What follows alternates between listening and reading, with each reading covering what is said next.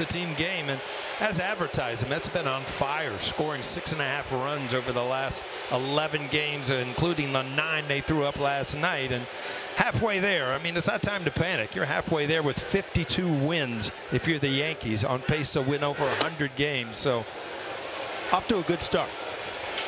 Not recently, but off to a good start. Yeah, the road's been a little bumpy the last 10 days.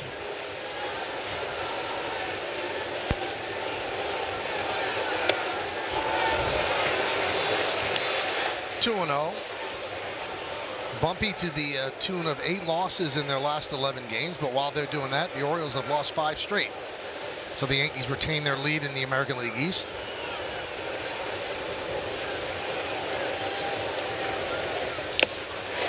Two and 1.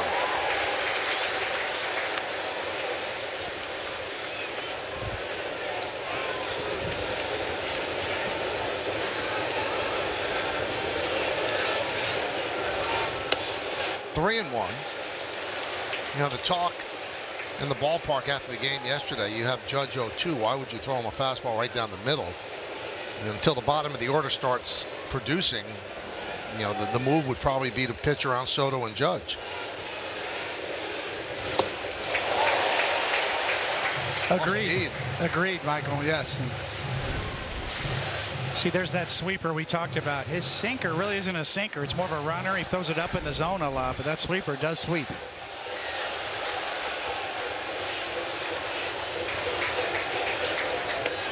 And there's ball 4. Gets away from Alvarez. Soto makes a turn, but he's going to stop at second as Judge walks. So walks to Soto and Judge. Michael, these guys are listening to you. You just pitch around Soto and Judge and take your chances, huh? Well, I think you could probably sleep a little better if somebody after them beats you, but if they beat you. Kind of the story of my career. I don't like you, you take first base. I don't like you, you take first base. I mean, didn't we see El Duque make a career out of that? Yeah. He would walk the bases loaded. There's always a base open. There's one now, too. Well, I remember turning on a game years ago where Buck Showalter walked Barry Bonds with bases loaded. Yep. They walked in a run, got the next guy out, went home. 1-0 to J.D. Davis. Struck out twice last night and wrapped into a double play in his 3 plate appearances. It's got to be hard, Paul. I mean, J.D. Davis hasn't batted for over a week. Yeah. And last night was his first game back. Yeah, and you walk up to the plate for your first at bat with 2 outs and bases loaded in the first inning. It's like, really? This is the way the game wants to meet me here in New York? You don't think it's that long, but 8 days off without facing big league pitching, that is something. Yeah, I think it's much harder for hitters timing-wise than it is pitchers. I mean, Coney, you used to love time off, and it actually would help you where, you know, hitters, a lot of hitters, you take 2 or 3 days off. You feel like you got to knock the rust off again.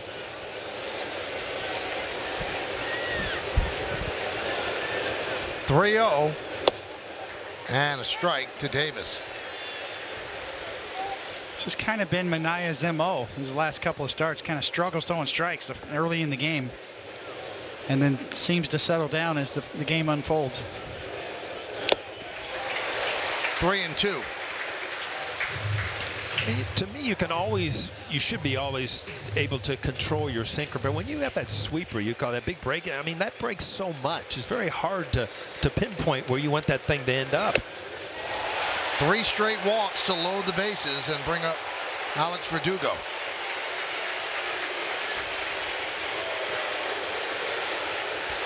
The home plate umpire is Nick Lenz. He's considered hitter friendly.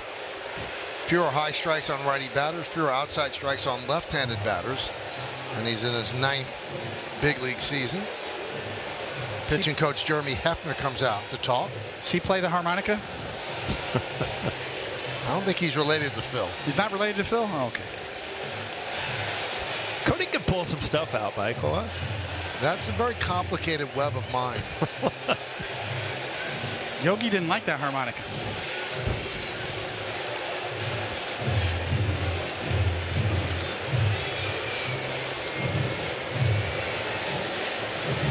And Phil Linz asked Mickey Mantle, what did Yogi say? He said, play it louder. That went over well. Yeah. After a loss, yeah. in Chicago against the White Sox. And then after that, the Yankees took off, had a great finish to the season. Here's Alex Verdugo. 0 for his last 20. His career high is 0 for 27. Been facing a lot of left-handed pitching. Grounded to second. There's one on to first. It's a double play. 2 straight first innings. The Yankees have the bases loaded, and they don't score a run. McNeil to Lindor to Alonso. End of the inning.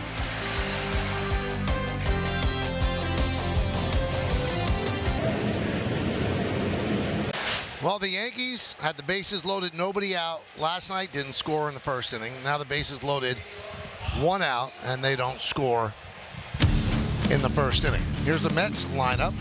They'll be facing Luis Gil, Lindor, Nimmo, and Martinez at the top. Middle third of the order, Alonso, Alvarez, and Taylor. And the bottom third, Vientos, McNeil, and Bader.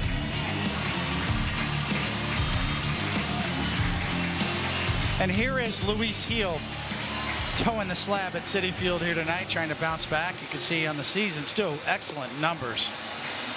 81 1/3 innings pitched is something to keep your eye on. And the pitcher scouting report, obviously back in the saddle after getting knocked out of it in his last start. And to me, it's about a young pitcher learning how to make adjustments on the fly.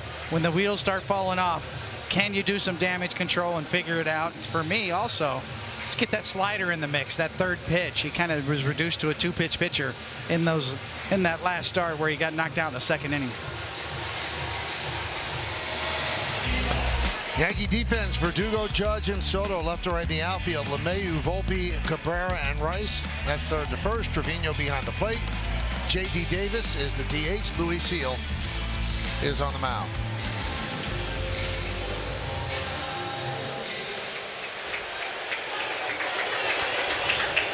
Francisco Lindor leads off against Gil, and the first pitch is a strike.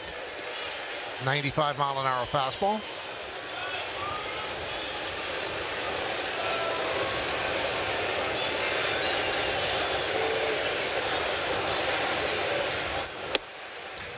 One and one.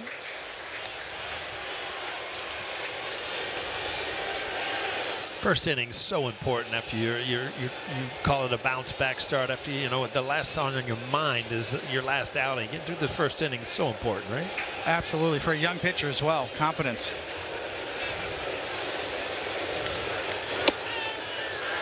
And a strike, 1 and 2. And that's the pitch he needs at the top of the zone with that four-seamer he features.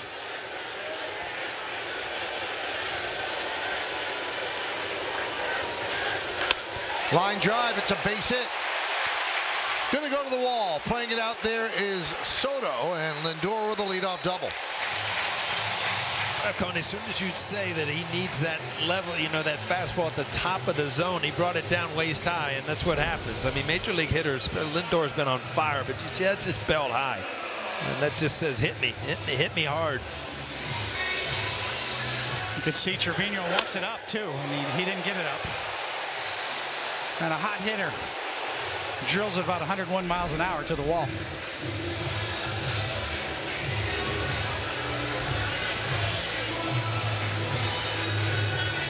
So here's Brandon Nimmo, another hot hitter with a 10-game hitting streak, hitting .415 in the 10 games.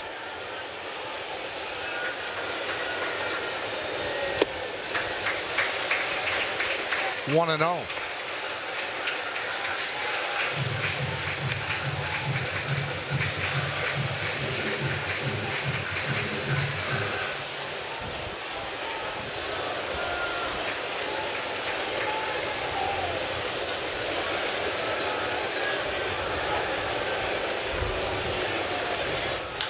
Hit sharply to second. Cabrera gobbles it up.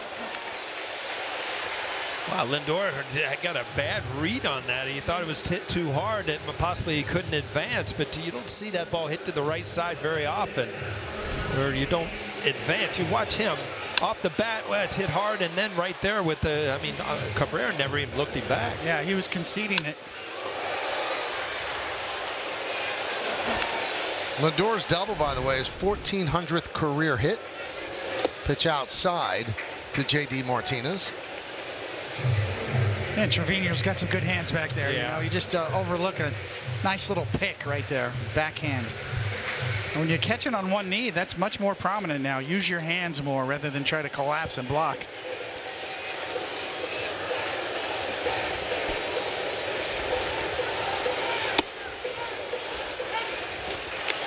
One and one.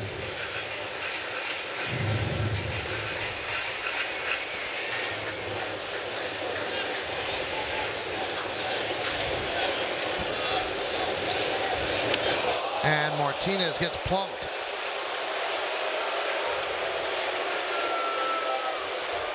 Well, a changeup sometimes kind of runs up and in like a two-seamer, especially when you get a high. That's what happened here. Nowhere to go for Martinez. He's a diver, kind of dives into the ball to the outside corner and just nowhere to go. Just overthrows this changeup. You can see he's late with his arm side run. You know, when you're out of sync, that's when you have those misses up and in to the arm side for a right-handed pitcher.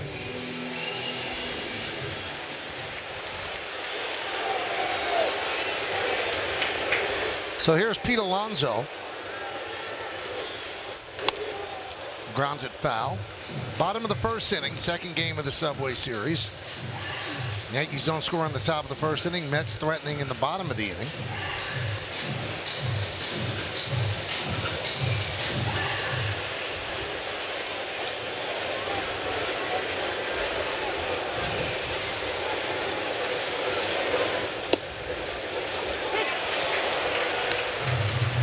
Kind of a delayed call there, but he got the call. And I mean, this is such an important batter right here. Alonso can do a lot, obviously, power-wise. Nicholas, They're letting him like know where it's going over there. But again, you're 0-2 here, Coney. I mean, this is a big part of the game when you're just coming off an outing like he had in Baltimore.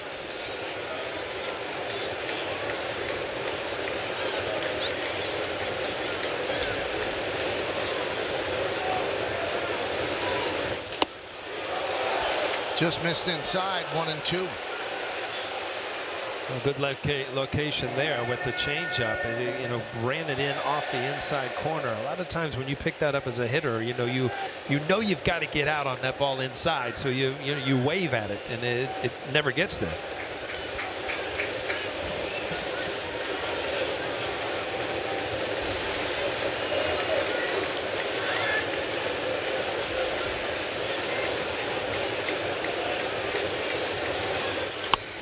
Fouled away.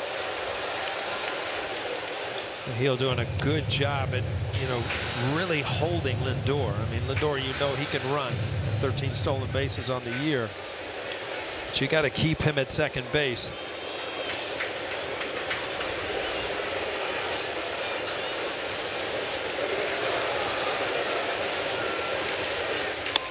Grounded, foul, just outside of third.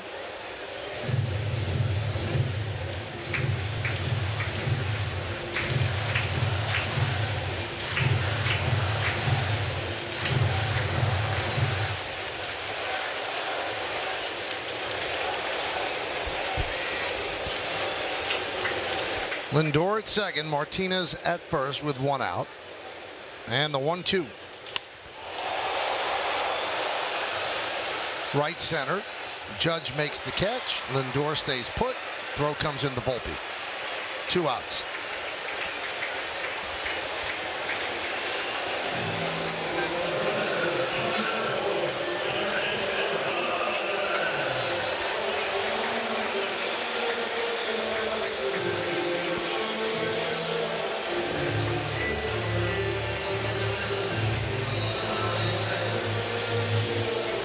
You know the Mets have turned their season around in the last 15, 20 days, and it's everybody comes to the plate now. Wow, this guy's swinging the bat good. This guy's swinging the bat good, and that's why. I mean, offensively, over 6.5 runs over the last 10 to 12 games. I mean, that's you better throw pitches where you want when a team's this hot. Alvarez takes inside.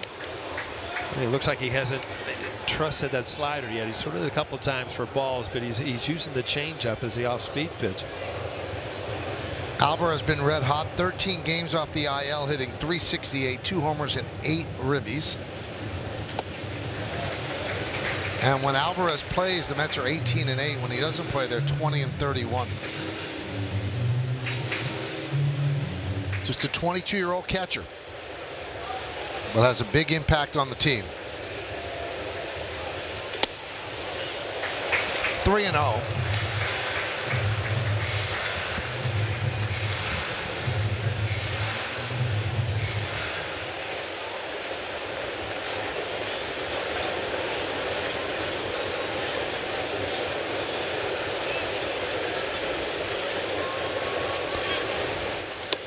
And a walk to load the bases. Well, you can tell Trevino's driving the bus on the pitch calling. He's not going to give in to Alvarez. Just what we were talking about last inning is now Matt Blake's going to come out and give him a little breather here with the bases loaded. You had a base open even though it was third base. Alvarez is hot. You're not going to give in to him. So a 3-0 slider. Go ahead and take first base. Regroup now.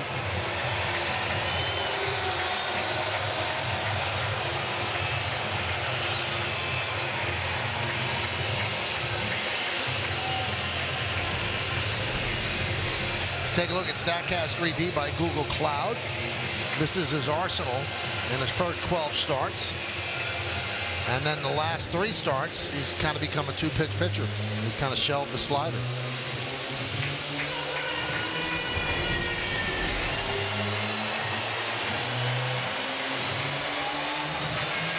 What's really helped him in those first 12 starts was kind of being conveniently wild around the zone, throwing just enough strikes. It's kind of come back to bite him now over the last couple of games. Words out, make him throw strikes. So here is Tyrone Taylor. Bases loaded, 2 outs.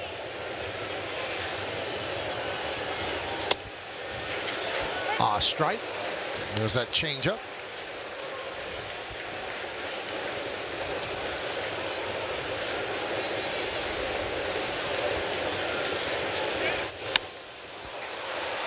Popped up. Trevino says, I have it, and he does, and that'll do it. As the Mets, like the Yankees, do not score in the bottom of the first.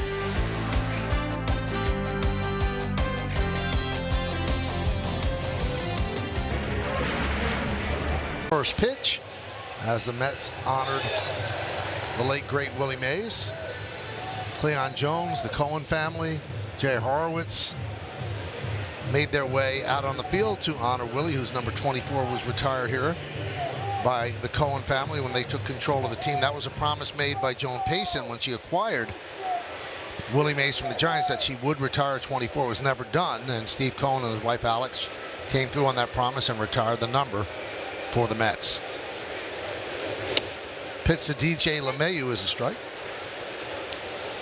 I was on the field, and I had the pleasure to talk with his son, and Roberto Clemente's son was with him also. And you know, and I flat out told him, I said, you know what, you got your fathers are a big reason why a lot of kids in my generation wanted to play baseball, and just a really, really cool thing. 1-2 on LeMahieu. You ever try a basket catch like Willie used to do it? You know what? In the backyard, not in the major league field. I didn't trust myself enough. Hard, right? Yeah. Line drive. It's a base hit for LeMahieu.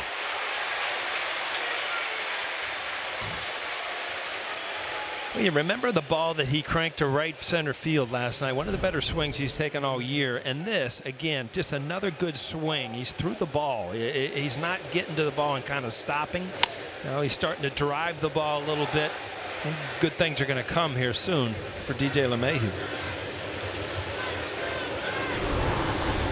Here's Jose Trevino. And a strike to the Yankee catcher and the number 7 batter in their order. Each team with a hit. The Yankees have the bases loaded, 1 out in the top of the first. Double play ground ball off the bat of Alex Verdugo. And the Mets have the bases loaded. And a pop-up by Taylor. Stranded 3.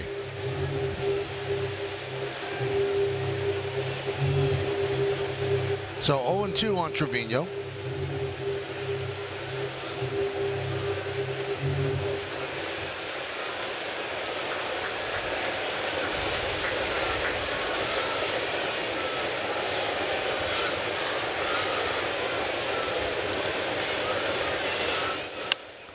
Yankees put a 7 spot on the board last night, and usually when they score 5 or more runs, they're very successful. Their record before last night was 39-4. Now it goes to 39-5.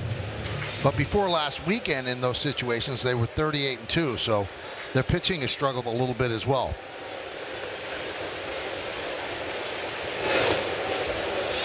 One and two.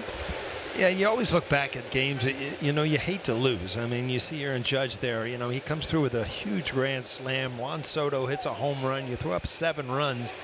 But you were really never into the game to the last inning because, you know, your pitching just gave up too many runs early.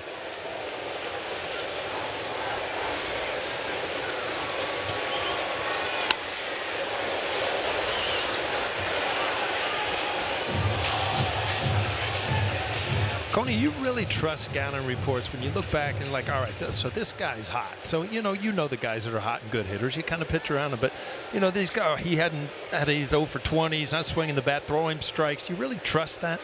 Yeah, I mean,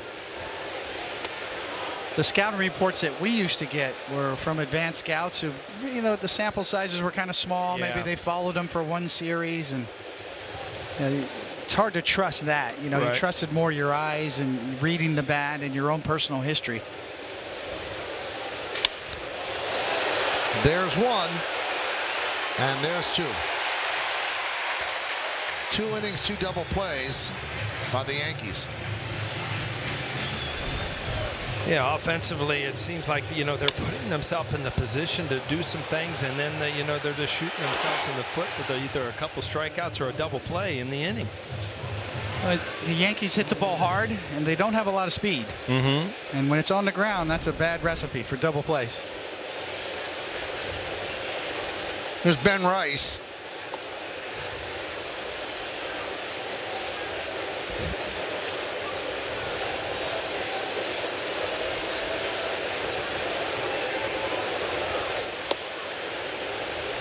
One and one. So Rice getting a start against a left-hander. He has not looked overmatched in any of his bats against any type pitcher. That's why he's getting a start today. 1 and 2. Great catch by a fan in the second deck.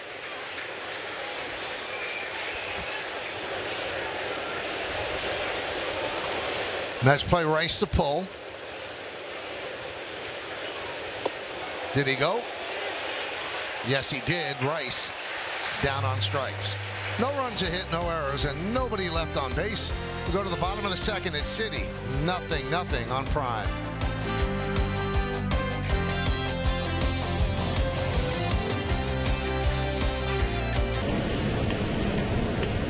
Of the Yankees, and tonight's picture was submitted by Sean. His kids are always happy to cheer for the Yankees. Use the hashtag Toyota Pinstripe Pride and post your picture to social media to reflect your love for the Yankees, and we might spotlight you in a future game.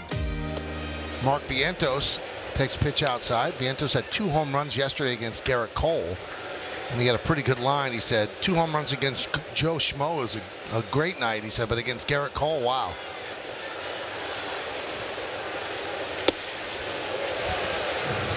Seems too young to know Joe Schmo. Everybody knows Joe Schmo. That's old school there.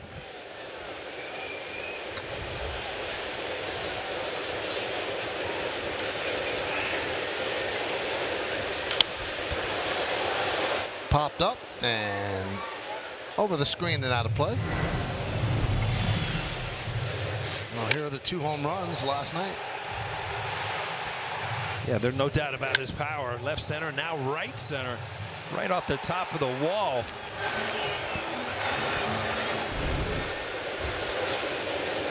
Swing and a miss. Got him on the change. 1 away. Coney, you got a slider for a strike in this count and then finished him off with a good changeup. So, you know, you had an at bat against a hot hitter where you didn't even really need your fastball. And that's going to get you to be able to get through the lineup more than once, huh?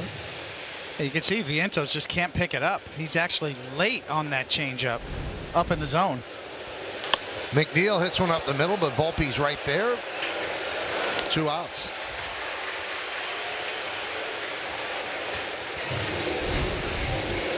Ground ball up the middle's an out still. Wow, it's really amazing because Volpe, I mean, he was legally on the other side of the bag, but you know, as the pitch is going and his break, he's all the way across second base. All those years they teach you to hit the ball back up the middle. Yeah, might have to revisit that. Man, oh man, I would have hit 220 this year. There's a strike to Harrison Bader.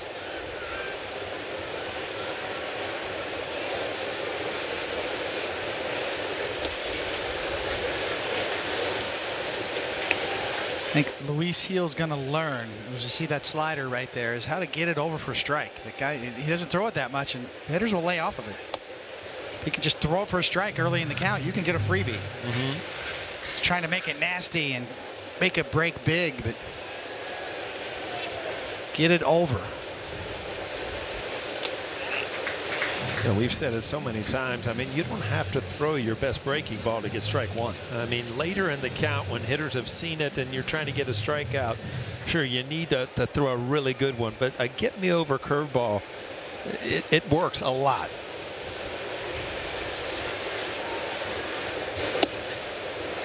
Three and 2 on Bader.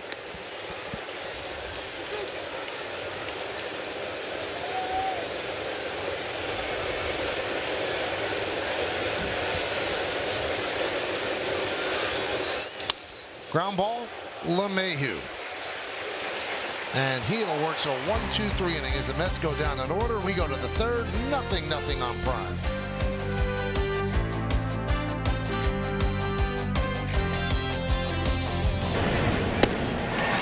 Rough night last night for Gleyber Torres. Infield in, ball hit right at him. E4, his 12th of the year. And then in the 8th inning after the Judge grand slam, this is what he does on that run to first base. He was called into the office after the game by Aaron Boone, and then Aaron Boone said today he needs a couple of days off, and when he was asked did it have anything to do with not running to first base, he said that certainly got my attention. Hard Rock, Unity by Hard Rock. Their scoreboard says 0-0 as we go to the third. Body language tells a lot to managers in this game. Coney, I mean, guys are sulking around, head down. You could just tell. You don't even have to look at the box score, what type of game some players are having. High fly ball right field, Taylor back on the track. He'll make the play in front of the wall to retire Cabrera. And Michael, I talked to James Rosen, the hitting coach. He said no one wants to help the team more than Gleyber. He's doing all the necessary work. The break will do him good. He said sometimes you have to shake the cobwebs out. What they want is consistency, to put together 3 or more games where they see Gleyber being Gleyber we have seen in the past. Consistency and confidence, he said, is key, and hopefully that's what he gets back to. So I'm curious, Paul, when you were struggling, did you want days off? Did you want to keep hitting? Well, you always in the back of your mind think that your next at bat's going to change, but looking back, there are times where a day off, you just kind of rest you just get worn out is what it is, and you get in a mental grind as much as a physical grind out there. And I'm sure pitching's the same, Coney. It wears you out. Sometimes you have to protect a player from himself, and when you see the emotion that Gleyber's showing, you can see he's just wearing it. It's all over his body language, and we love Gleyber. You know, he's a great kid. He's always been able to hit. His whole career, really, since he started picking up a baseball bat, he's been a hitter. And he expects it, and that's what you're seeing is a guy who expects to hit and it's not happening, and that's comes off as maybe him loafing or, you know, not being into it. It's just the opposite. You know, he is so disappointed in himself right now, and when you get to that point, a couple days off can do you good. Make you think about it. Just take a step back. Yeah, there are times where you almost feel like you're embarrassing yourself because you're right, Coney. I mean, he's been a great hitter his whole career from the time he picked up a bat when he was 5 years old. And then, you look in the mirror and you just think, I'm embarrassing myself. I'm embarrassing my family. And it's not really the case, but that's the way you see it as a player. Especially his free agent year, his walk year. Boy, that picture that we just showed, I mean, it just speaks volumes. Just the look on his face. It's the way we look during a rain delay, Coney. Yeah. It's like a Norman Rockwell painting right there.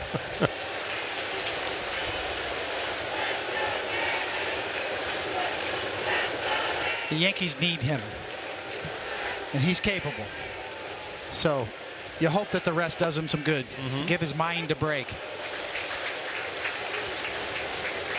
Another thing that can really help too is getting out of your, out of Yankee Stadium. And here, you get the Subway Series, so there's a lot of media.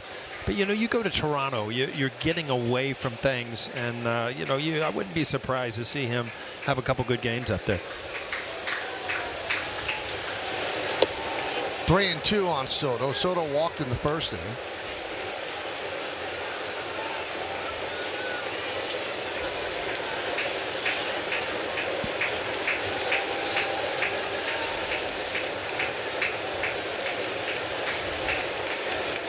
Swing and a miss. Soto down on strikes. Manaea retires. The Yankees in order. We go to the bottom of the third.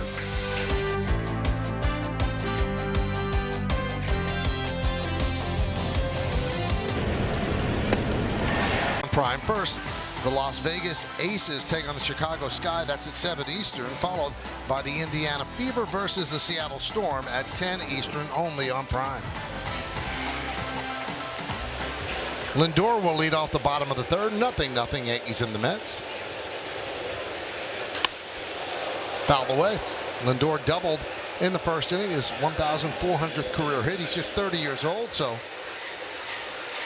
3,000 a possibility. Yeah, there's a lot of talk about Lindor and his struggles offensively with the Mets and still playing good shortstop, kind of getting back to the player he's always been. But before he's done, he's going to have a strong case to go to Cooperstown if he just keeps on keeping on.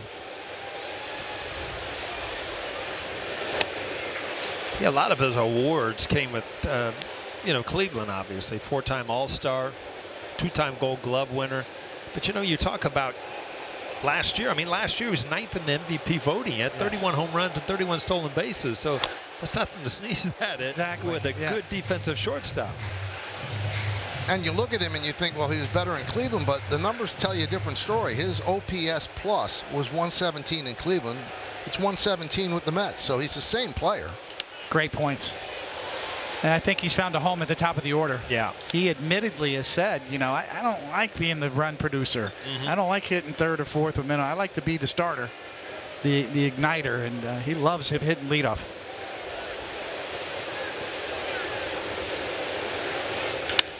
That one is ripped to right field. Going back is Soto. It's over his head and off the base of the wall. Soto will get it in as Lindor has his second double of the night. Well, I don't know if Lindor has taken a bad swing so far in this series. Fastball right there, and it just lined over Soto's head. No chance. Wow.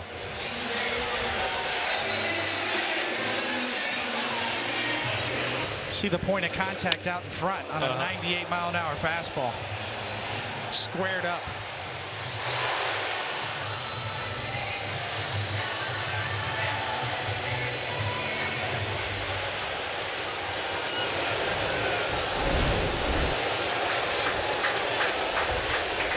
There's Nimmo, grounded to second in the first.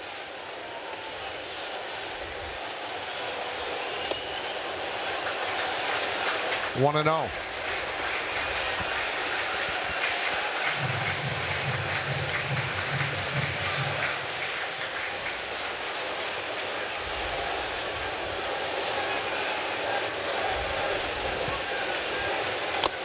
One.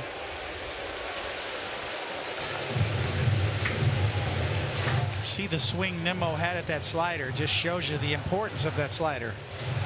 for Luis Hill. Even though they wanted it backdoor, just the break of it and the way he swung at it, went after it. He was looking fastball changeup.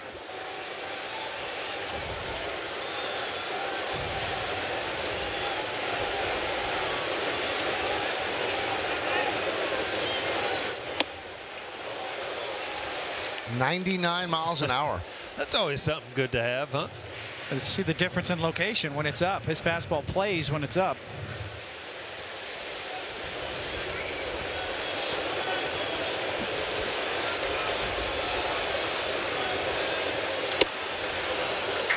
That's a good pitch. Came back right there, just in a little bit, but that's a pitch that can really tie up a left-hander. Right under the hands at 98. See, right off of that, a back leg slider would be the perfect sequence of pitches right here.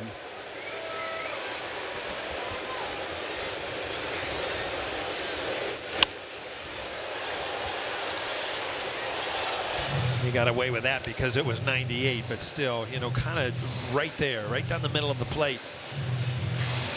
I think you get spoiled, especially in the minor leagues, when you have stuff that Hill has that, you know, you can get away with hitting the middle of the plate.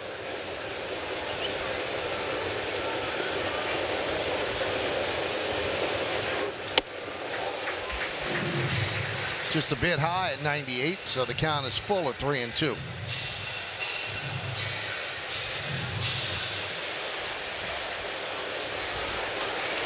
See if Trevino goes with the changeup here. I was just going to say, I'm going to change up here and taking my chances. He did, fouled away. You know, it looks like Luis Hill follows the lead. You see that changeup grip right there and that run off the plate. And just spoiled by Nimmo. I rarely see him shake his head. He trusts Trevino to lead the way.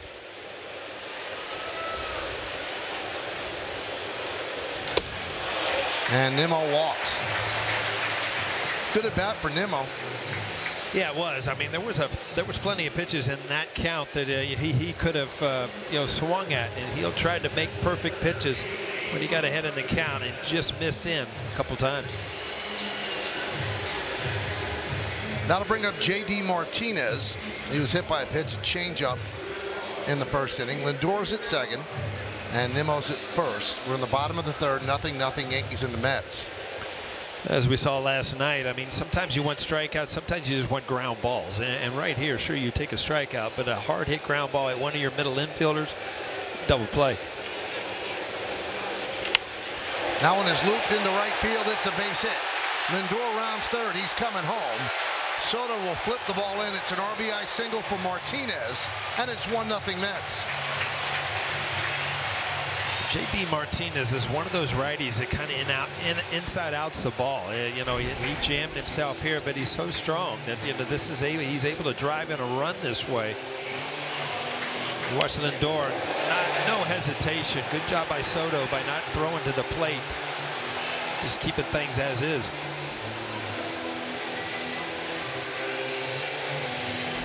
J.D. Martinez so disciplined with his approach. He never gets out of himself. He's always looking to drive the ball the other way. Makes him such a good run producer. 34th ribby. Remember, he didn't start playing until the end of April after a late signing. Alonso fouls it back.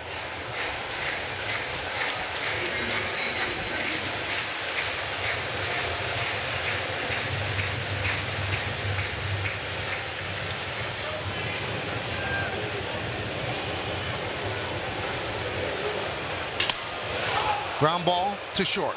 There's one. On to first. It's a double play. Nimmo moves to third. Well, a big power hitter, and you get a slider off the end of the bat. Easy double play. Again, to your point, Coney, I mean, you got to know when to use this, when you need it. Into the bat, well executed slider. That right there shows you the importance of having that slider for Luis Hill, especially against hitters like Alonso.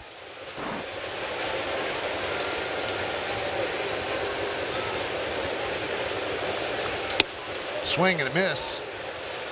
0-1 on Alvarez.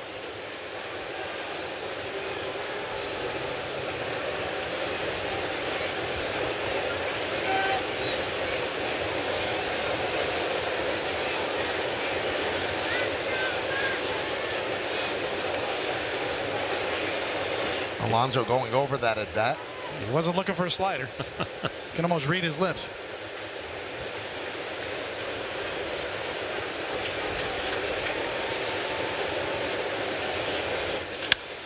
Driven to right field, going back Soto, still back, and he will watch it go over the wall. A 2-run home run for Alvarez, and it's 3-0 Mets.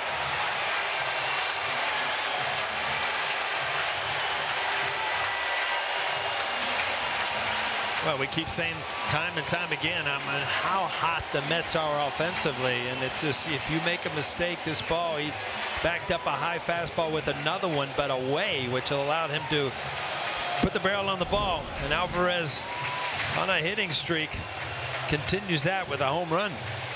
Yeah, you can see Trevino wants it in. He's setting up in, and Heel just yanked it over the heart of the plate, just above the belt. And Alvarez is a good high ball hitter and a good fastball hitter. 9-game hitting streak now for Alvarez with that home run. Here's Taylor. 1-0.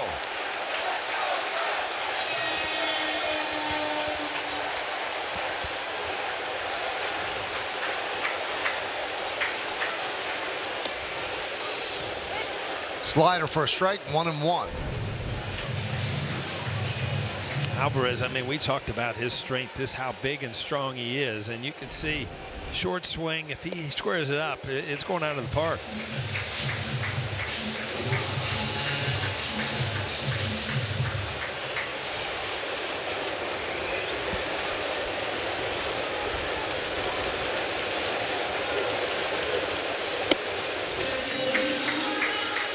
Three and one on Taylor. 3-0 Mets. RBI single by J.D. Martinez. 2-run home run by Alvarez. And Taylor gets plunked with a changeup. Second battery's hit. Same pitch. Matt Blake will come out and talk. Yeah, you can see the frustration on the young pitcher out there and overthrowing a changeup. You see how he struggled of late in his last 4 innings at 22.50 ERA. Stark contrast to the brilliance that he had in every other start. Well, he's really losing that changeup to righties. I mean, there's just nowhere to go. It's what happens when you get banged around out there. Now the second start in a row, and you start to rush because your heart rate picks up. You get a little anxious. Controlling your emotions, one of the hardest things for a young pitcher. It's what you call speeding up the game. The game's starting to speed up on him a little bit right now. And when the game speeds up, you speed up.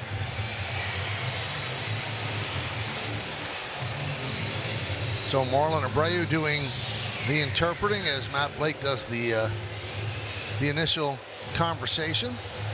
You know, it's amazing you say that, Coney, because when you look at big situations and crowds roaring, and you speed it up, and you seldom do good. You know, it's the times where everything slows down, like you're in Little League, and you just let your talent come out. Easier said than done. Yeah, very. These are lessons you have to learn for yourself out there. There's Mark Vientos. That one gets away from Ben Rice, as Taylor will go to second.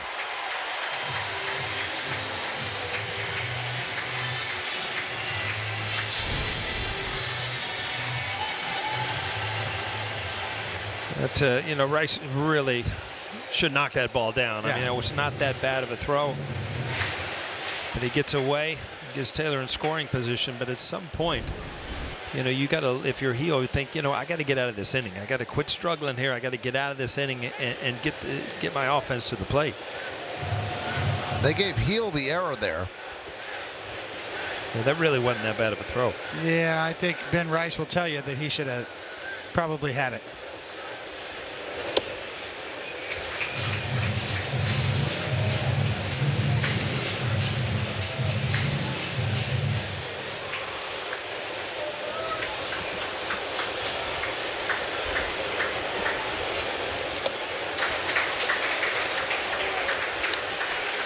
Two and one on Vientos.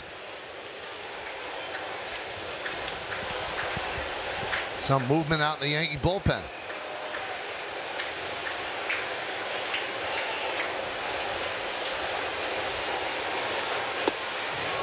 3-1. Youngers Gomez getting ready. I think if you're Aaron Boone and you think, you have to kind of keep an eye on his innings throughout the year. The nights that he struggles, you should probably just get him out. Yeah. And give him, those innings off, those pitches off.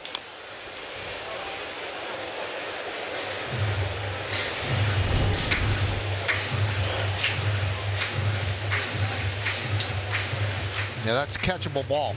Yeah. Not a perfect throw, but a catchable ball.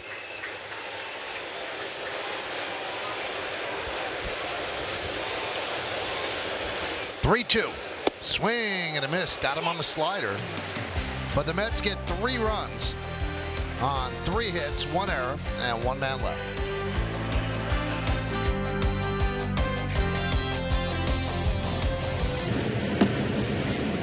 Federer's legendary tennis career as he plays his final match. Federer, 12 final days. Watch now only on Prime Video. Subway Series has the Mets leading 3-0 in the second game. Aaron Judge will lead off against Sean Manaea. Manaea struck out Soto to end the 3rd inning. That was his 1,000th career strikeout.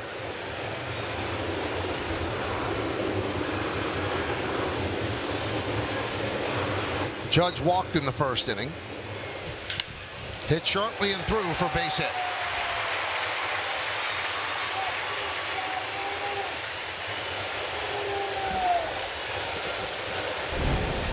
He just continues to have good swings, and you're as big as strong as Aaron Judge. If you hit the ball hard, it's going to get through the infielder. It's going to get out of the ballpark, and he has just been amazing to watch. And I mentioned it last night. If you watch him from the side, he is in the same spot every single time, and that's why he's so consistent at having good at bats. There's J.D. Davis, 1-0. Davis walked in the 1st inning.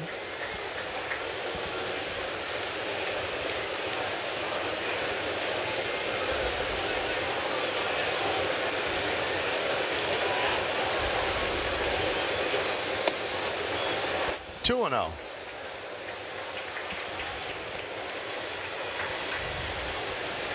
Manaea looks a little different than he did the last 4 years. He finally cut his hair. Cut it for the first time in 4 years, and the big poofy hair that he had is gone. Just felt like doing it. I mean, there's haircuts and then there's what he got. I mean, yeah, that's a total reshape. He had a bush on his head.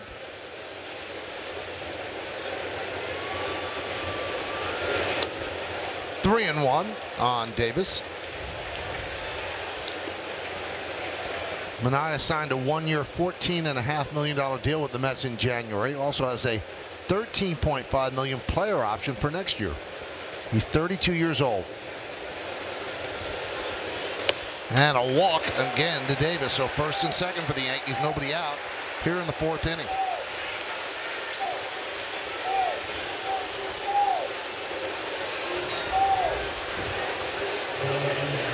So here is Alex Verdugo. He banged into a double play with the bases loaded, 1 out in the 1st.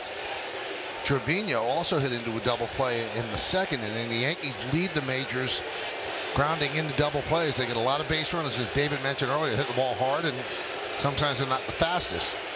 So that leads into double play possibilities, and they've hit into more than anybody. Showing bunt. 1-0.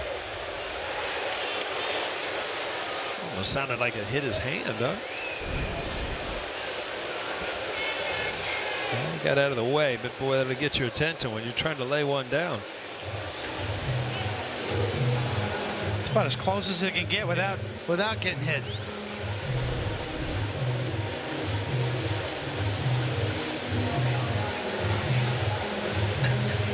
You know, Manaea's a big dude out there, but he's always had kind of a funky release point. Lower. Be tough on lefties, I would imagine, to pick him up.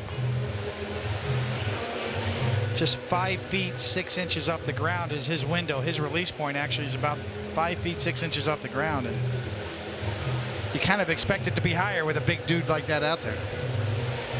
I have notice, though, that, like you said, his two-seamer, a lot of them are up in the strike zone, and it's an intentional pitch. Huh? It is.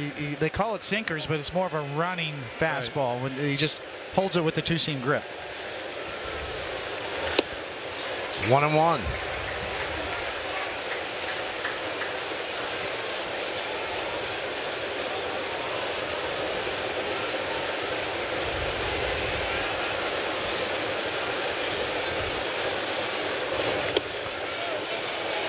Show him bunt twice, pulled that back, and that's what happens when you're 0 for your last 21. You just want to get on base.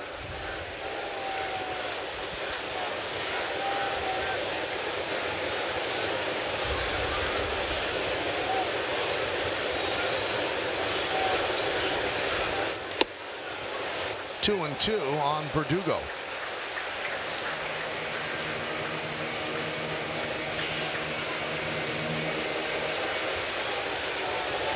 This is where Minaya has that advantage of that big sweeping curveball. Very hard to lay off from a left-handed hitter. 3-2.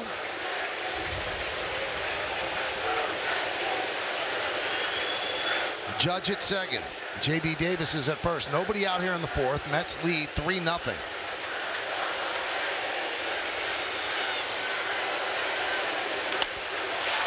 Could be another double play. And it is. The struggles continue as Judge moves to third. Yeah, Verdugo slips out of the box too. He almost falls down. And you see him pull up at the end.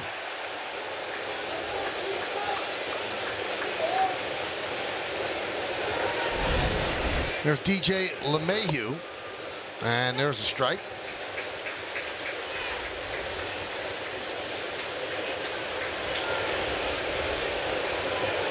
Judge at third now with 2 outs.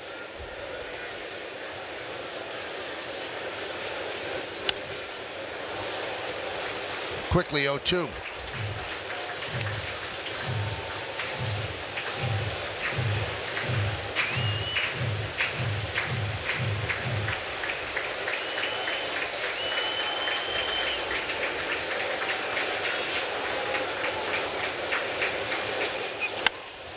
Fly ball, deep right center, Bader back, and he makes the play for the final out.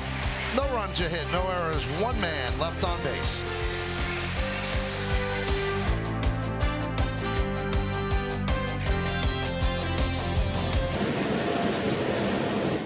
Banged into 3 double plays. This one's in the first. Off the bat of Verdugo. And then in the second, Trevino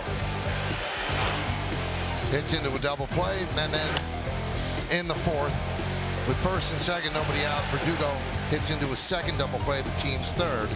And the Yankees don't score. 80 double plays this season, the most in the majors. The next most is the Blue Jays. Yankees have 13 more than the Blue Jays. Yeah, I mean, sometimes there's sort of a random variance to that number, but the Yankees have had their share of rally killers more than anybody by a long shot.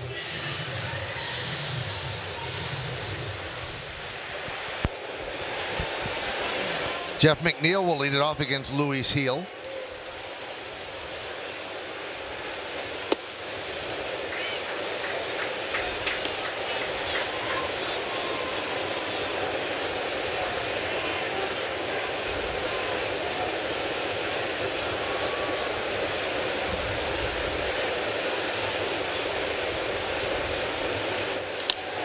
High fly ball, right field.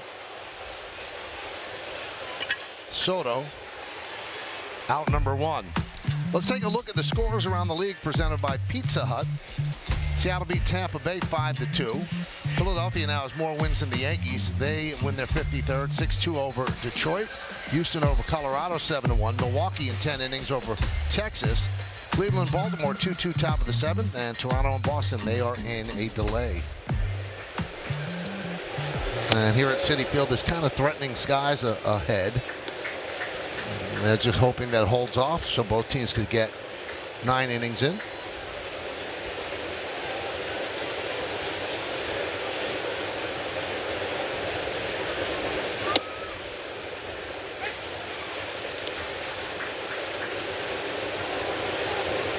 Now, if you want to figure out why 80 double plays, the Yankees as a team, high fly ball left field. Verdugo puts it away. Well, they have a .331 on base percentage. That's 4th highest in baseball. And they have the 9th highest ground ball rate in baseball, 43.3%. So you have a lot of base runners and a lot of ground balls you can hit into double plays. Hit those ground balls hard and run slow. Yeah. That ain't good. That's not a good recipe.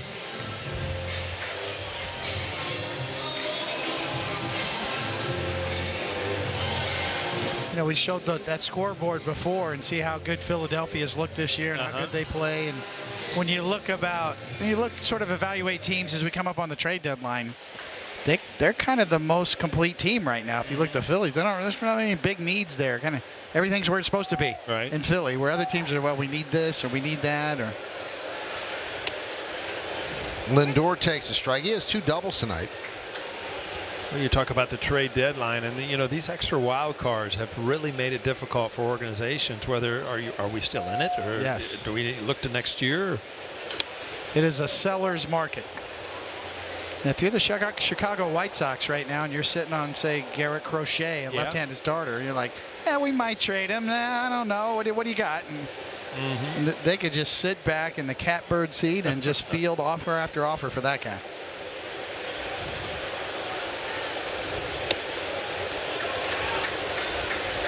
One and two.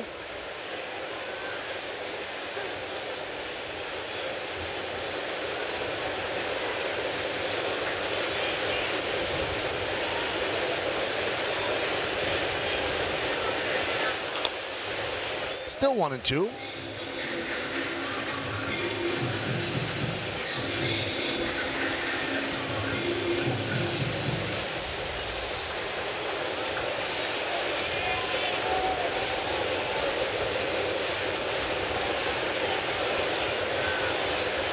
And the pitch. High fly ball. Left center, Judge will make the play in front of the track. 3 fly balls. Mets go down in order. We go to the 5th.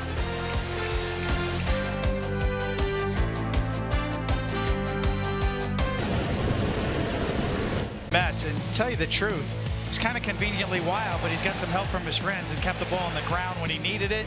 Some big plays, got a good sweeper going. He's only thrown about 45% strikes with his fastball, but 3 big double play balls have really saved him tonight. Now time for the 4th inning recap, brought to you by the powerful backing of American Express. Heel has thrown 71 pitches, 4 hits and 3 runs. Manaea 62 pitches, 2 hits and no runs. Bottom third of the Yankee order against the Met left-hander. And Trevino takes up and away 1-0. Trevino wrapped into a 4-4-3 double play in the 2nd inning. Another big crowd at Citi Field and dark clouds overhead.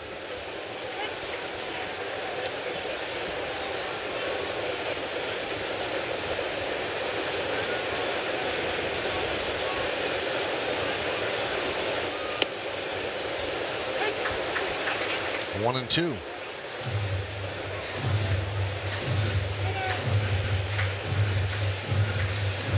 You know, we should send out birthday wishes to a former teammate of both of you. Derek Jeter turns 50. You want to feel old? Derek Jeter turned 50.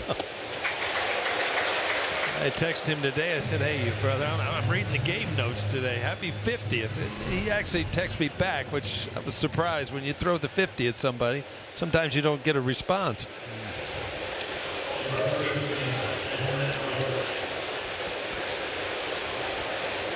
Also want to send out birthday wishes to a fan that does not miss a game. Her name is Addie Dolan. And yesterday, Addie turned 90. And again, doesn't miss an inning, does not miss a game. Every Yankee game she consumes, so watching on Prime tonight. So a day late, but happy birthday, Addie. Born in the Bronx. Loves her Yankees. Sounds like you, Michael. Born in the Bronx, love the Yankees. Not quite 90 yet, but getting close. Closer than 0. Mm-hmm. Much closer than 0.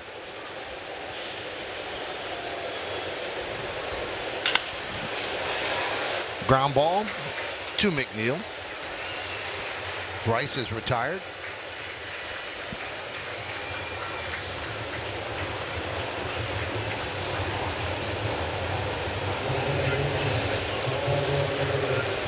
And here's Oswaldo Cabrera.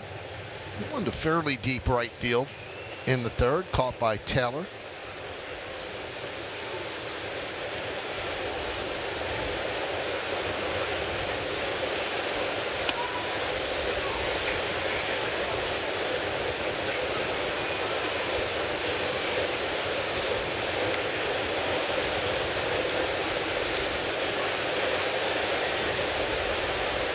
The 1-0. Now Cabrera has to look at this as an opportunity. All right, so they're sitting down Gleyber for a couple of days, and Oswaldo gets a start at second base, and he's kind of been squeezed out of getting consistent starts with LeMahieu back and Ben Rice coming up. But if you keep hitting and the rare starts that you get, you'll get more starts. Yeah, and he does not hurt you defensively anywhere. I mean, he plays good third base. He's at second base tonight.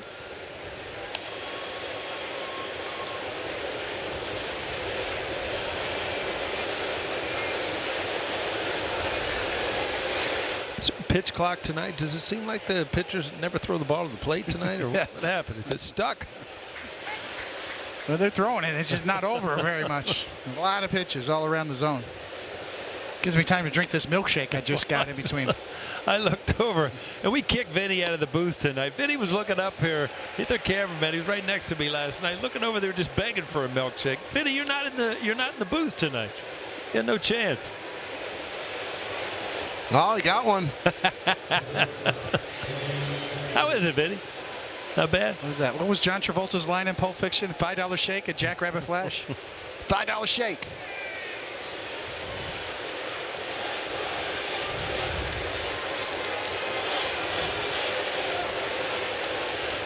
You know, Vinny got evicted because of you, Paul, because you're squawking yesterday about how tight it was in here. I mean, he like elbowed me about 4 times. I thought we were playing basketball.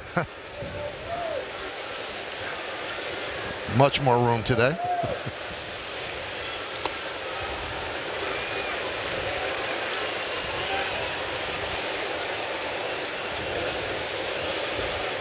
Two and 0 on Volpe. He's 0 for 2 tonight. Anthony has quietly built up another hitting streak, 8 straight games.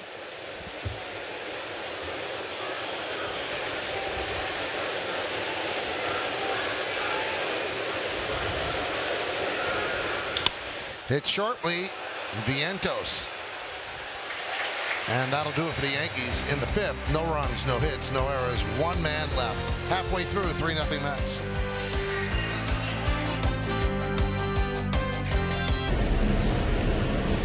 The Yankees head north of the border to kick off a 4-game set with the Toronto Blue Jays. Pre-game coverage begins at 6:30 with first pitch scheduled for shortly after 7 on Yes and the Yes app. Well, skies do not look that promising as we go to the bottom of the 5th inning. One of the signs you don't like to see is between each half inning, last inning and a half, the grounds crew has come out and talked with the umpires and showed them the ever-present iPad, which shows the radar. So they're expecting rain at some point. Nimmo with a high fly ball foul into the seats.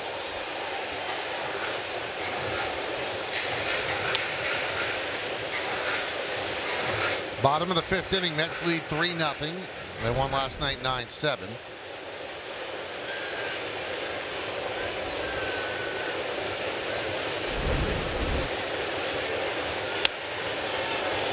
One and 2.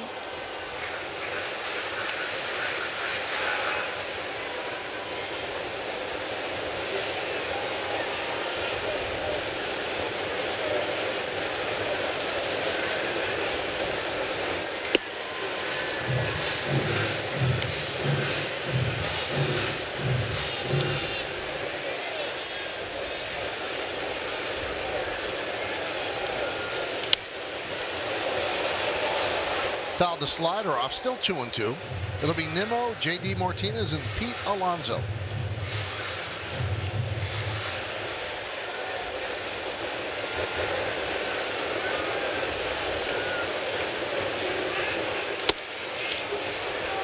Missed inside with a fastball. The count is full at 3-2.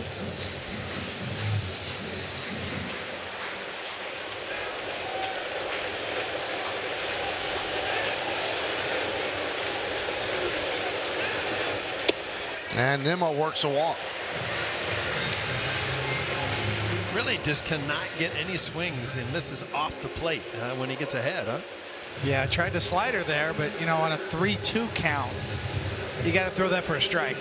Maybe when you're ahead and you have count leverage, you might get a chase there. Nimmo's got a good eye and a high on base percentage. Ty Adcock.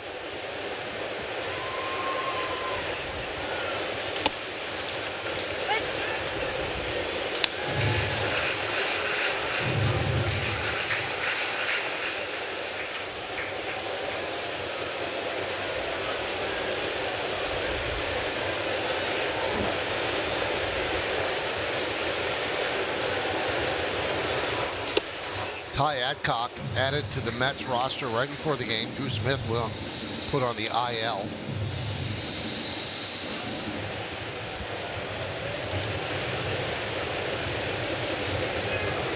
Martinez hit by a pitch and an RBI single.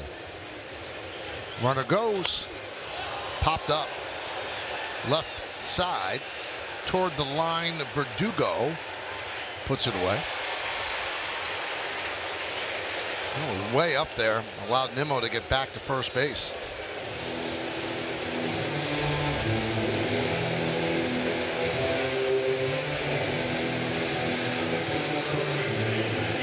Well, you got Alonso with a good slider last time. You stick with that or you start pounding him in. He was over there talking to his hitting coach after that at bat. So you always wonder what the hitter's going to do, what the pitcher's going to do. Both know what the pitch was that got you out last time.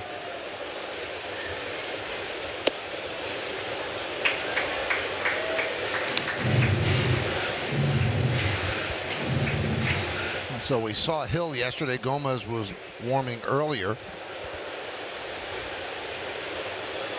Oh, that's Caleb Ferguson. That's not Hill.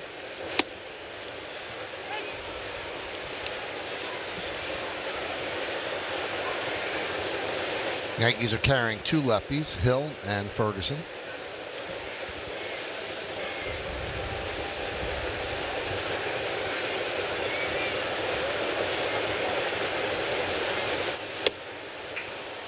And a strike, just clipped the outside corner. How about that 95-mile-an-hour changeup? It just clipped the outside batter's box. That ball was a little outside. That would chap me as a hitter a little bit.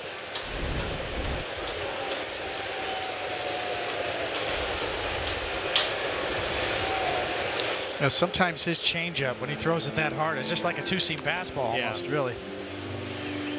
See, he's kind of tugging everything away from righties, huh? He battles his release point. And it has some short arm action.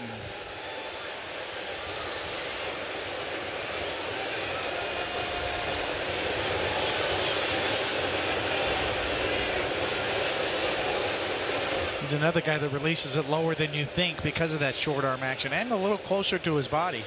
He's got a unique window, his release point, about 5 feet 7 inches off the ground.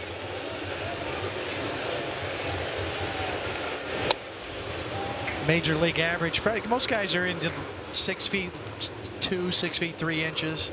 Justin Verlander on the top end at 7 feet off the ground is his release point. Luis Gil kind of lower and closer to his body, and that's what he gets a little push on it underneath it. Helps the ball ride up in the zone there. He gets under the ball a little bit.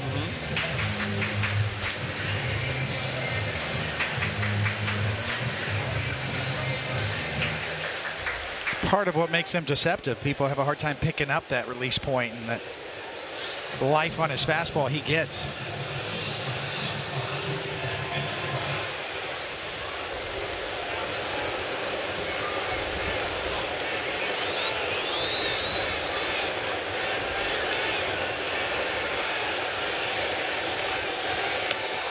Up and in. Ball 4. So Alonso will take first. It's a backup slider. See the spin, just spinning.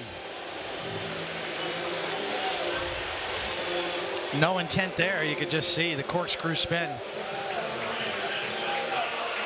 As a hitter, you wait, you pick up the spin. It's like, wait a minute, this thing's not going away from me. It's coming at me. Yeah.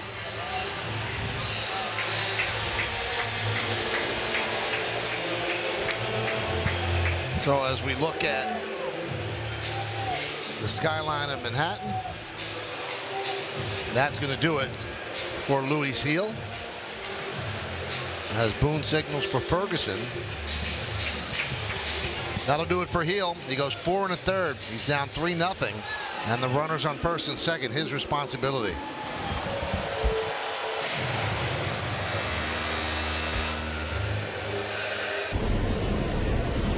Till they take me out. Wheat Tim's on with the blue Yankee fitted. That's just New York. That's just New York. From upstate to the city where they got them bright lights. That's just New York. That's just New York. Every day is fight night, proving what your life like. That's just New York. That's just New York. New York, New York, the Subway Series. Here at Citi Field, the first edition, 2 games here. Next month, 2 games in the Bronx. Luis Heel has been removed from the game. They replace him with Caleb Ferguson. This will be his 32nd game. You see his numbers. And the Mets are threatening first and second with 1 man out here in the 5th. Francisco Alvarez at the plate. He's walked and hit a 2-run home run.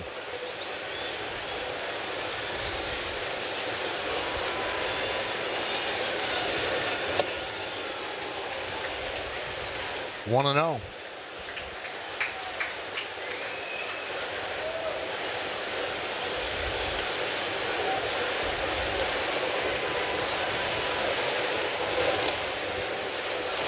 Blocked by Trevino, keeping the runners where they are. A little light show going over Manhattan. Ooh, almost hit the Chrysler Building there. Let's keep it over there, Michael. We don't need it over here in Queens. Not that far away, Paul. I know. Just wishful thinking.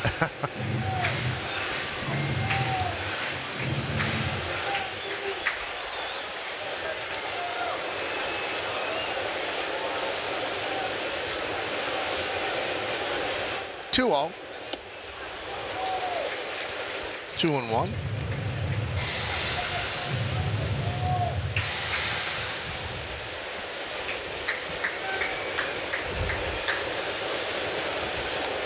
Boone goes with the lefty against Alvarez, so he must have some readout that says this is a better pitch path against the righty swinging Alvarez. Because Gomez was ready out there. Been warming for a while. Skied to right field. Running toward the corner is Soto. He can't get there. It's up against the wall. Nimmo rounds third, and he's going to score. Right ahead of the tag by Trevino. It's an RBI double for Alvarez, and it's 4-0 Mets. Well, they keep going to that fastball away against Alvarez, and he keeps on staying on top of it and just hammering it the other way. Home run out the first time, and now a double. He's a good high fastball hitter. He showed that once again. Gets all over that, gets the barrel to another high fastball, kind of inside outs it a bit. The ball's middle-in-ish. And he's got that kind of power. The ball just keeps going.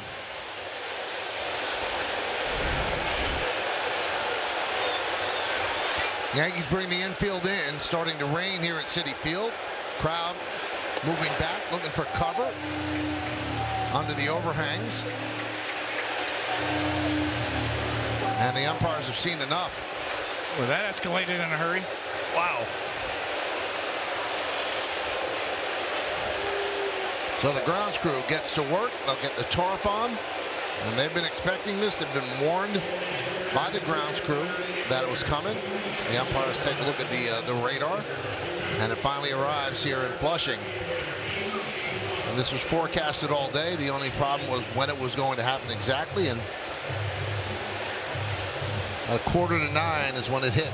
Well, that part, the light show, the thunder and lightning, is something that really you have to take note of, because this game, they will head to Toronto, and getting through customs and everything that you go through going to another country, they probably won't get to their hotel until about 4 in the morning. So, and then have a game tomorrow night at the beginning of a 4-game set. Not needed, that's for sure. No doubt about it. So they're going to count on Gomez to come back in there, who was so impressive in his last outing, and really on the air, he's giving up a whole lot of nothing. Zeros are a good thing on the scouting report there, Cody. Now I wonder, we were questioning at the time, why did they bring in the lefty Ferguson to face Alvarez, who then had an RBI double to right field, lefty against righty, and maybe they knew the rain was coming, and they knew that Gomez was their long guy, and they saved Gomez and hoped that Ferguson could get through it before the rain hit. Yeah, that's a valid point. I know we were all talking about it, including James Smythe, who brought that point up, and it makes sense if you think about it, because there's a lot of outs left in this game to get, and this guy's your best chance to get multiple outs. All right, so the Mets do have runners on second and third. 1 man out, 1 run in here in the 5th. Now we saw Young yesterday. He's warming again, one of the 2 lefties in the Met bullpen. So we will see him in the 6th, and the Mets are trying to put more runs on the board to make it even tougher for the Yankee offense to climb back. So the Yankees come into this game having lost 8 of their last 11, and before tonight, before the Phillies won, the Yankees still have the most wins in baseball, but the Phillies now have 53, and the Yankees have been fortunate in that the Orioles, the second-place team in the American League East, have been losing. They've lost 5 in a row, but that's not going to go on forever, so the Yankees know they have to straighten things out. So Gomez is taking his warm-ups. Yankee infield is in. It's a 1-0 count when the rains came. So Gomez will pick up the count left over by Ferguson. And the 1-0. 2-0. You come out of the locker room, Coney, and you got to win infield. It's like, all right, boys, let's come in. Let's play infield in. little stiff out of the locker room. You could get a rocket right here. Get a wake-up call in a hurry.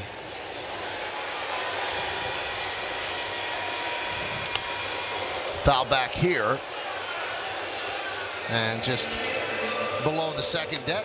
Goes into the seats. Count 2-1.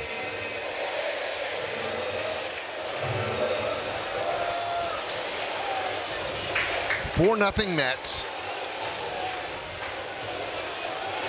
1 man out. The 2-1. 2-2. An official hour and 27-minute rain delay. Rain started at 8:45, and they resumed play at 10:12. Those rains were biblical. I walked back, and then I came back in here. I couldn't see. I'm like, wait a second. Did I make a wrong turn? No, it was just raining that hard.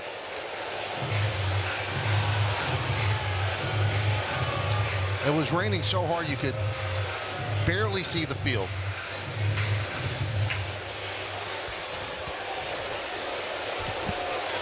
Four runs on 5 hits for the Mets. No runs on 2 hits and 1 error for the Yankees. 3-2 on Taylor.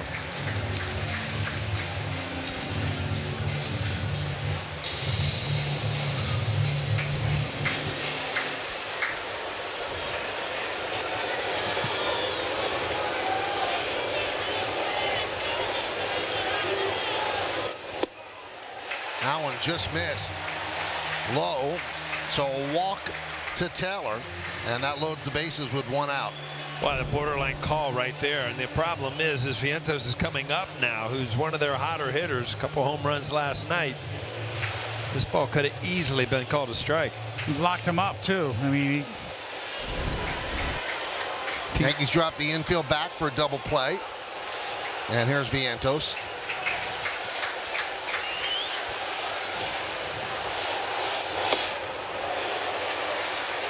Oh, and 1.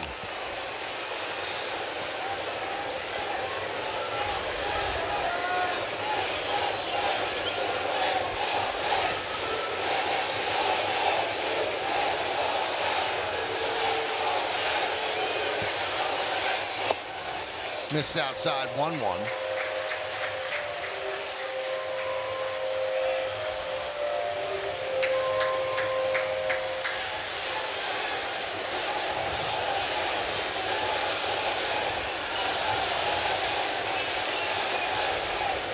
And the pitch. Outside 2-1.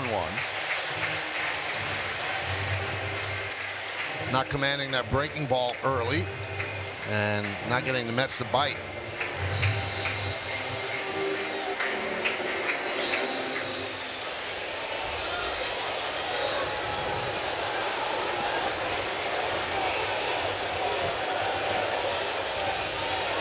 The 2-1. Bites on that one, 2-2. Well, it's been all breaking balls, huh? Coney's really leaning on this in the biggest situation of the game right here. Bases loaded. It's just breaking ball after breaking ball. He's shaking off Trevino. See what he wants to go to.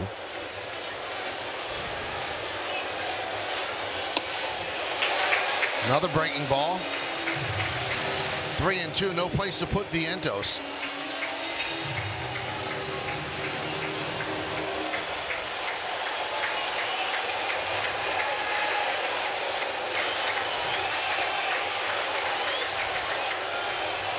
And he walked him. That forces in a run.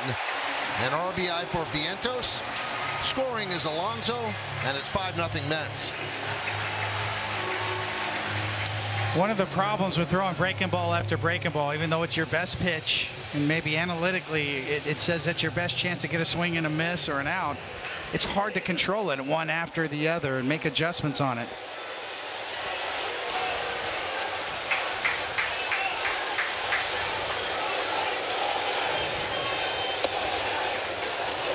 Throws a change there inside and gets a strike call. I always wondered, Coney, why strike one is so easy to throw to a pitcher and strike one is easy and strike three is hard. I can't figure it out. Chopped to first, foul ball. You know, everything in today's game with modern pitching philosophy is to keep the ball out of play, to get a swing and a miss. That's why we keep track of all this. And, you know, sometimes a well-located fastball can reset you and put a little mystery in the hitter's mind. That's all you need is a little sliver of a mystery. He might throw me a fastball, and then you can get back to that sweeper.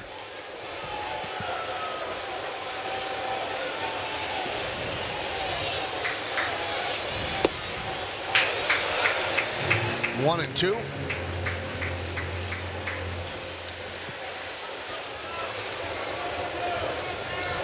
Bases loaded, one man out, bottom of the fifth.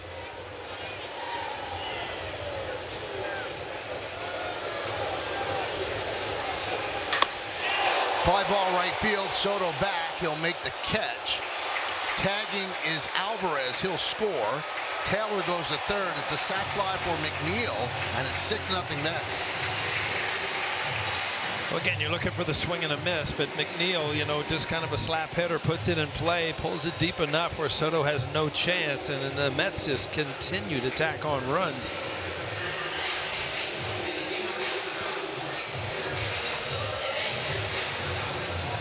And that brings up Bader with first and third, now 2 outs.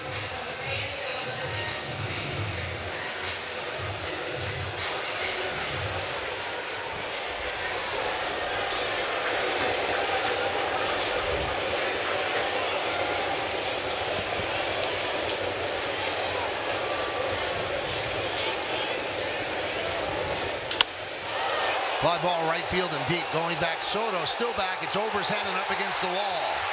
Taylor scores. Vientos will stop at third. It's an RBI double for Bader, and it's 7-0 Mets. Well, again, Bader, I mean, first pitch is he's out there to hit. He went deep last night on Cole. Right here, just shooting the ball the other way, and right now the Mets just continue to pour it on offensively. It looks easy to cross the plate.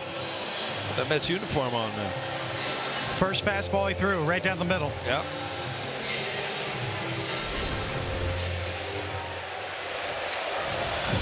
Seven 7-0 Mets. I think Aaron Boone wish it would have been an hour and 57-minute rain delay instead, huh? Here's Lindor. And a strike.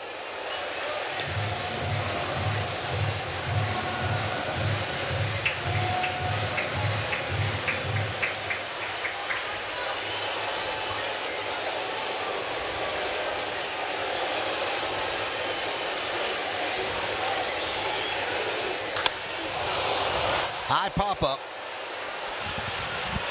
Cabrera waves off Rice, makes the play, and that'll do it. Mets send 9 to the plate. They score 4. We go to the 6th. It's 7-0 Mets.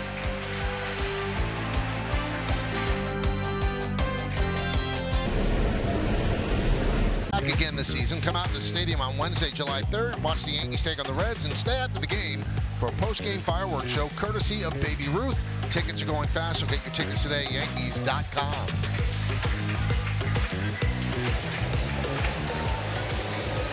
Danny Young takes over. And he'll face Soto, Judge, and Davis.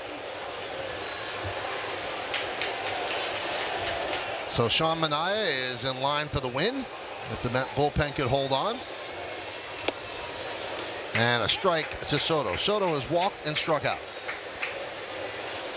Thought that was inside.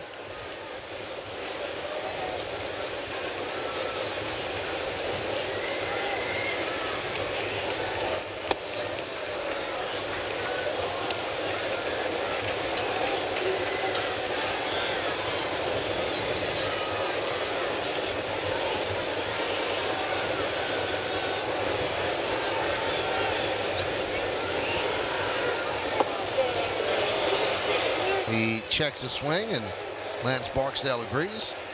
2-1.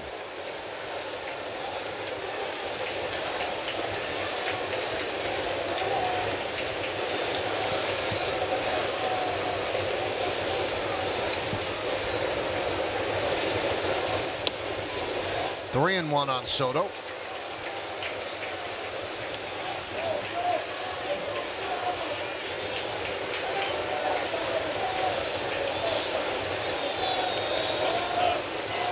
Notice how Soto always, it seems like he's in control of the at-bat. Even against a nasty lefty, this guy's sidearm doesn't look like, you know, he always controls the at-bat.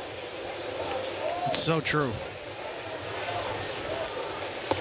And he controls it into a walk. Leadoff walk here in the 6th. He is a rare combination. There's really nobody like him. That bat speed and that ability to square the ball up and have a high contact rate. Batting in front of this guy has been, it's got to be a lot of fun. A good spot for him. Yankees down 9-1 yesterday and made it 9-7. Now they're down 7-0. We're in the 6th.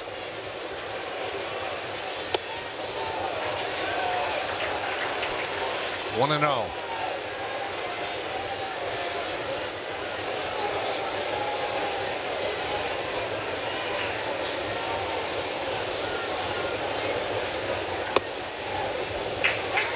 One on Judge. Judge has a walk and a single.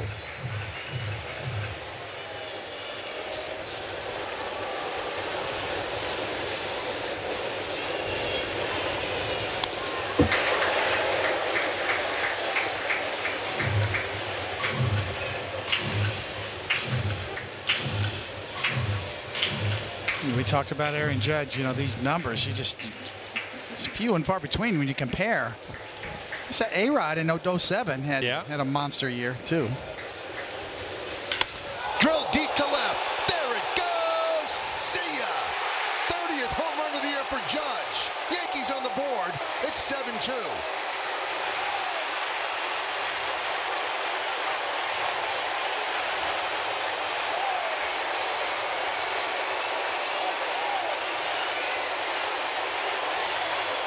Starting to remind you of a couple years ago. I mean, I think he's pretty much on the same pace. It's just unbelievable what this guy is doing day in and day out.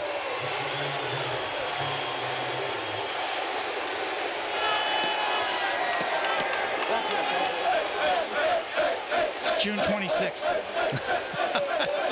Yeah. That's 77 RBIs. Yeah. That is now 30. Wow. I mean, all of his numbers, all of his other numbers are better even this year than the record-breaking year. And the sweeper gets swept on out of here. Sweeper didn't sweep enough. Wow.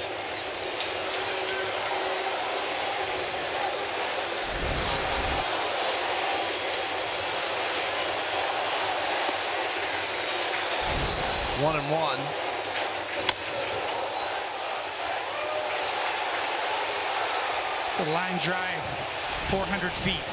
Get out of here in a hurry. Over 112 miles an hour off his bat.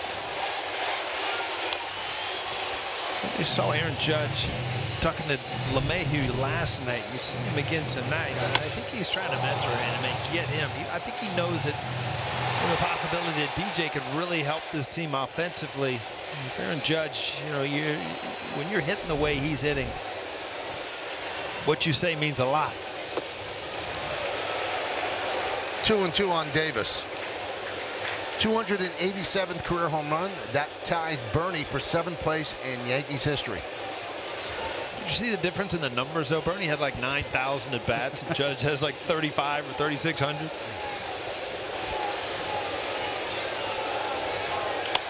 You look at his numbers and the way the ball jumps off of his bat, and we'll get one more look at it. That swing right there produced a 400-foot shot in 4.1 seconds. It's hard to do. Had a little top spin on it, too. Yeah.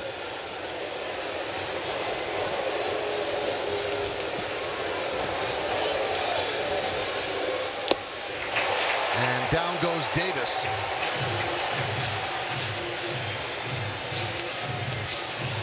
One away.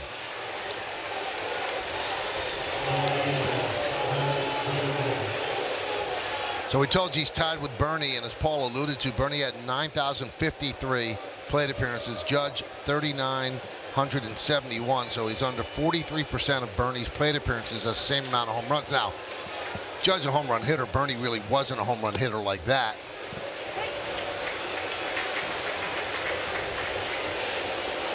But Judge is just playing himself into a very rarefied stratosphere.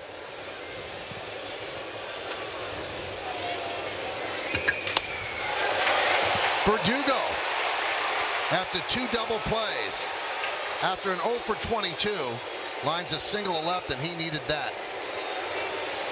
Yeah, you're going to have to find some offense somewhere. Verdugo obviously just went through a tough time, but still, that's a good swing. Staying inside against a left-hander. And you see the relief. Just drop your head. All right, well, that's over with. Now I can move on.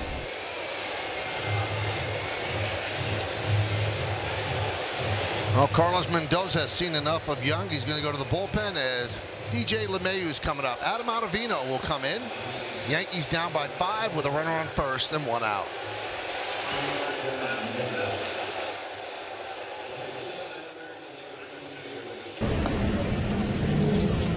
It's time to name that Yankee. So this is considered a 7. 68 wins, 3.92 ERA, 895 strikeouts with the Yankees from 97 to 02. Then rejoined the Yankees in 05. Was a Met in 2003 and 04. Modeled a lot of uniforms.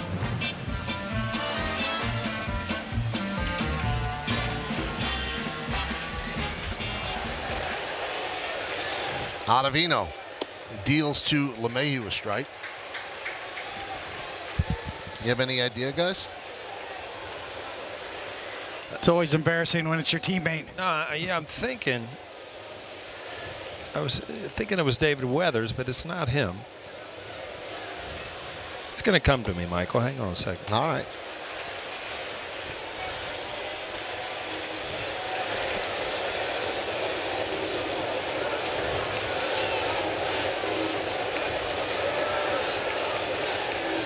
Yeah, I got it, Michael. You do? I do.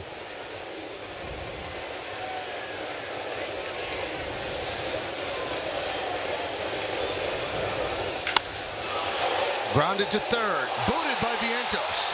Everybody safe. That was starting a double play, but booted by Vientos in E5. Well, that's been the knock on Vientos. We know you can hit, but can you catch the ball? And this is just a tailor-made double play right off the heel of his glove.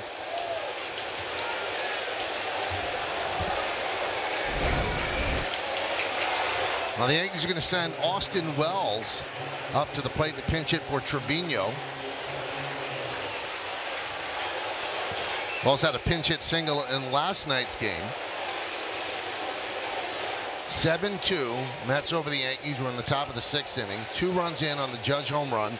His 30th of the year.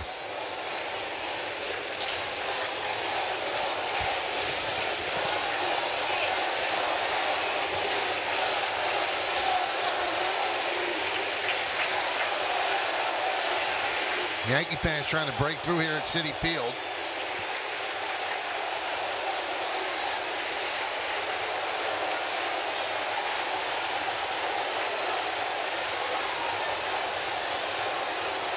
And the pitch. Strike from Ottavino. 0-1 on Wells.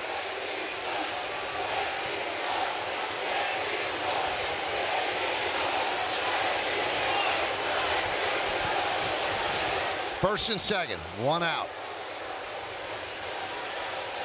And the 0-1. Snap throw to second. Crawling back is Verdugo. Ahead of the tag. I think Verdugo might have slipped a little bit going back. Obviously, the dirt's still a little wet from the rain.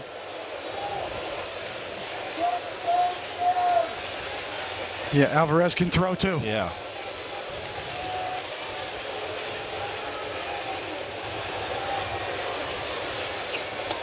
Big cut by Wells, 1-2.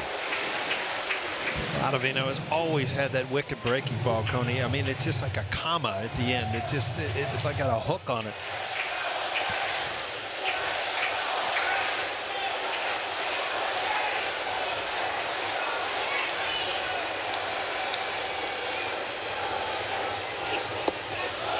Just missed, 2-2.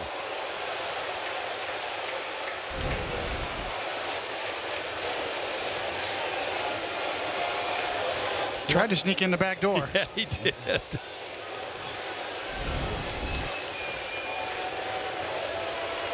Runners lead.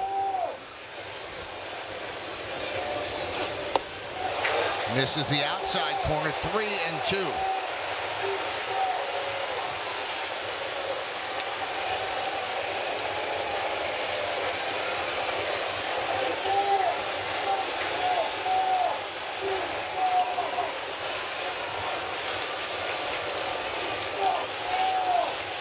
And the payoff. Strike three. Wells thought it was ball 4. Strike 3, 2 away. Yeah, a couple sliders close and then went with the sinker going the other way.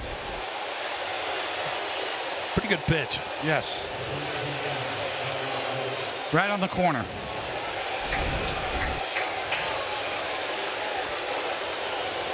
So here's Ben Rice.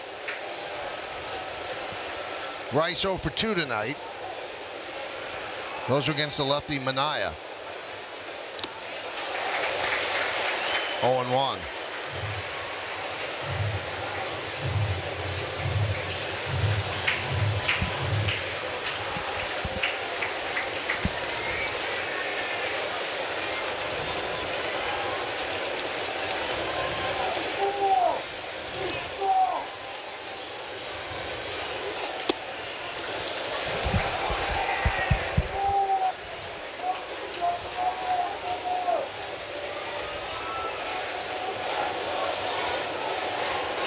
Ottavino had a 1.69 ERA in April, but it's 6.98 since May as he's been struggling.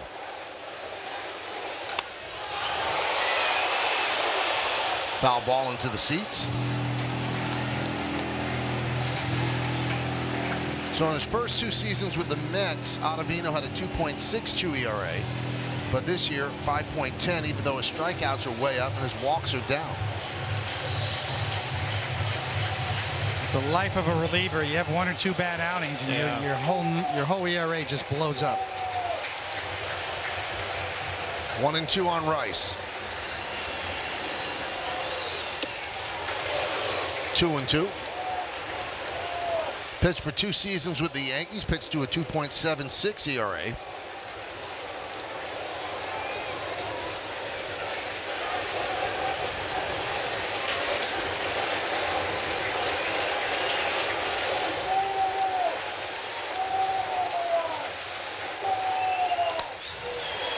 Still 2-2.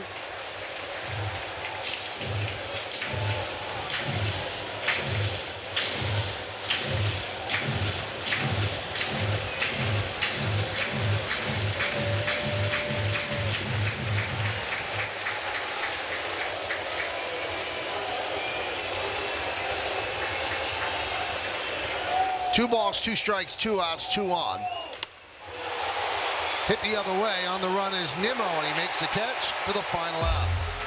For the Yankees on the board, and it's the captain who leads them, trying to pull this team along in the throes of a slump, but not Judge. A bullet into the seats. His 30th home run. It's 7-2 Mets.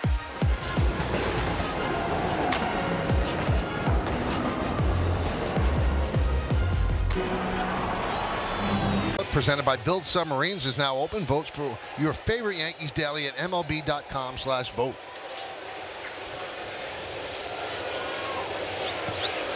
Nimmo leads off and takes up and away 1-0.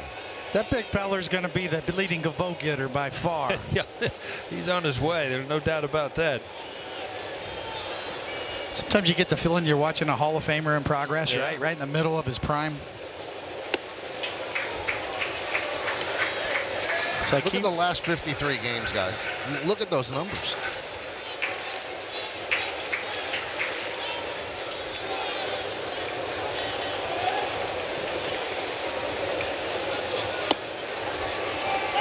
No, I hate to say it, though, but you know what? If you really want to watch Aaron Judge get 4 or 5 at-bats, they come in one-sided games. I mean, you know, at the time they're up 7-0. You're not going to pitch around him like you do in a 1-0 game. He's going to get his hacks, and this is what happens. That's a great point.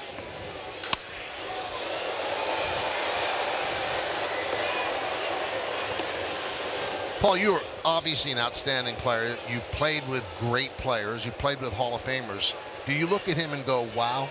I mean, from here even to still today, because the things he does on the field, you know, everybody knows about his power, but it's just all the things put together. I mean, he plays good outfield. He's a leader. There's no doubt about it. And then every once in a while you get a reminder just how far and how much power he has. And, you know, another thing is where he has come from, you know, being a 300 hitter now and still not losing any of the power by any means.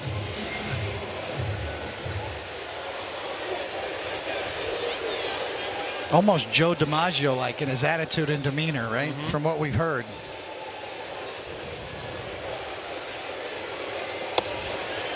And when you look at the history of the Yankees, which started in 1903 and all the championships and all the Hall of Famers, it's tough to play your way into the conversation to be, you know, in the top 10. You know, shoving some great player down a notch. And I'm sorry, I know it's still somewhat early in his career, but he's putting himself in the conversation as one of the best ever. Well, it's a different generation. It's a different game. But, I mean, Aaron Judge could play at any generation. I mean, with his power, his speed, he's not a one-sided player. And that's what I've enjoyed watching him from day one. Always working, always trying to improve.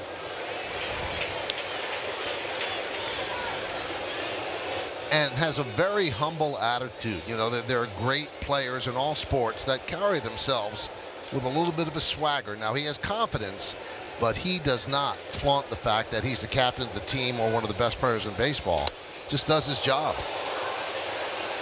Does it in a quiet, dignified manner. It's fun when your job's hit 360 homers. That's not your job. If you could do it, that's pretty good. You know, we look back at the home run chase, you know, the Bonds, Sosa, McGuire. We thought, well, we'll never see that again. Oh, yeah. Oh yeah, you bet? You want to bet? He might hit 70. You know what? It is really amazing because, you know, this is not, and I've always said you don't want to be hot because then you're going to go cold, because this is just not a hot streak. It's gone on too long. He just has that much talent as a hitter. And, guys, what makes this even more impressive if we have to sell it, you know, there was a story in The Athletic the other day how hard it is to hit, how it's never been harder to hit. People just can't hit anymore. You know, batting average around Major League Baseball about 240, and this guy's doing what he's doing when it's very difficult to even put up decent numbers. It's now a pitcher's game. Mm-hmm.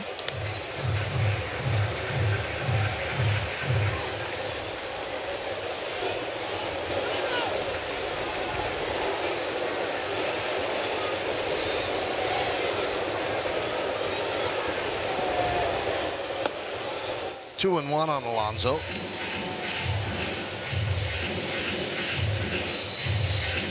And Alonso is a terrific power hitter, a terrific player. Came out yesterday and just said what he's doing is just unbelievable. That's the admiration from a guy who does the same thing as him.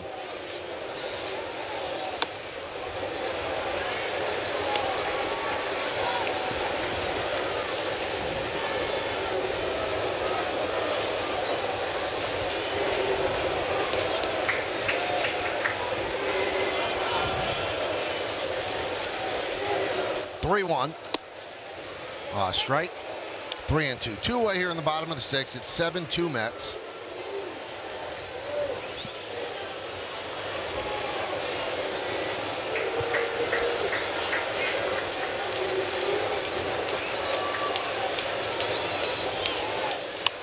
Right in on the hands, foul back.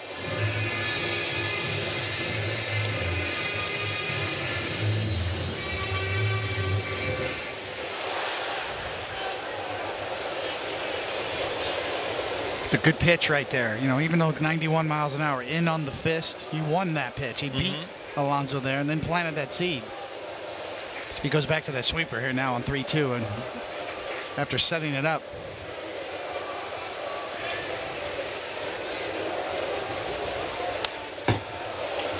Good spoil. Yeah, that's not fair. That's supposed to get you out right there after being up and in. Two really well executed pitches, and Alonso's a good hitter too, and he spoiled them both. Now you got to do it again. That's the frustrating part when you're on the mound. You execute your pitches. Not quite good enough.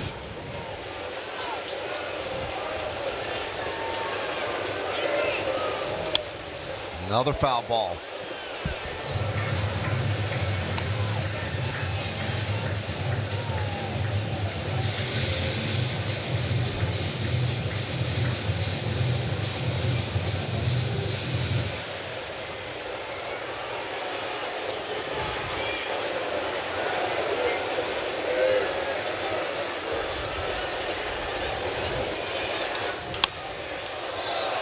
Popped up, Ben Rice in foul territory near the stands, and it's out of play.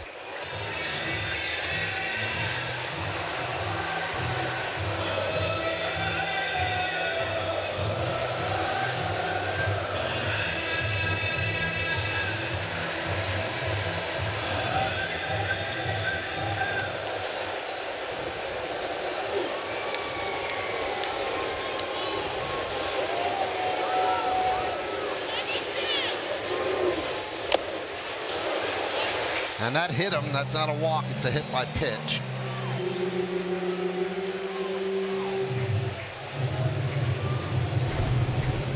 This is what happens as a hitter. I mean, if you spoil a couple good pitches, you end up either walking or getting something that you can handle. Yeah, that's exactly right. The longer the at-bat goes, the more the advantage swings towards the hitter.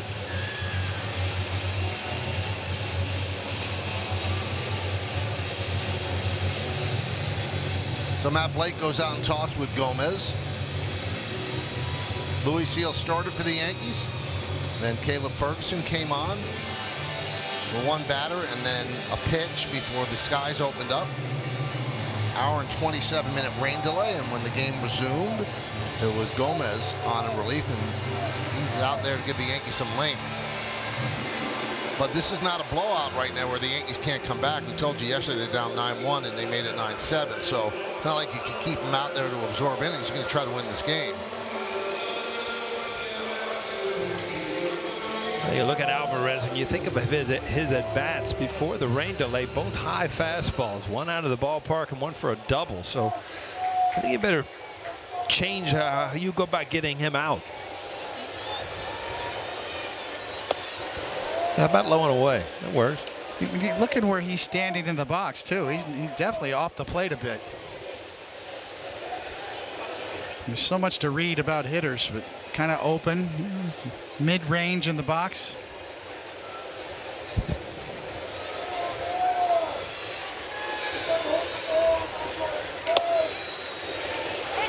Strike on the fastball, 0-2 on Alvarez.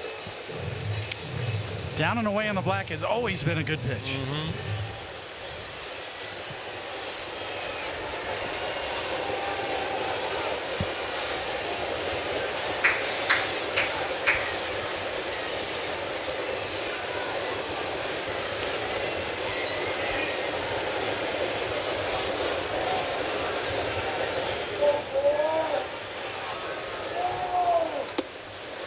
1-2.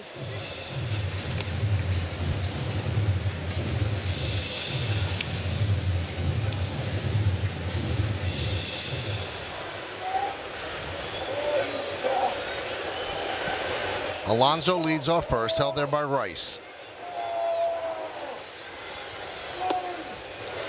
Away, away, away, 2-2.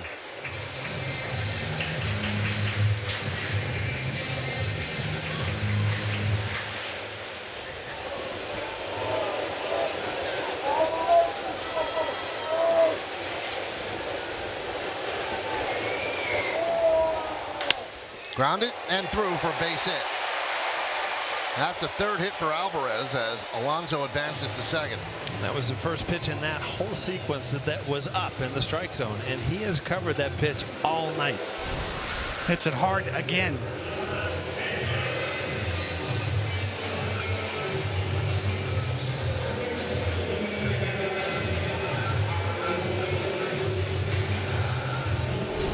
That's how you hit a high fastball, even though he probably would have rather have driven that, but he hit it hard. So here's Taylor.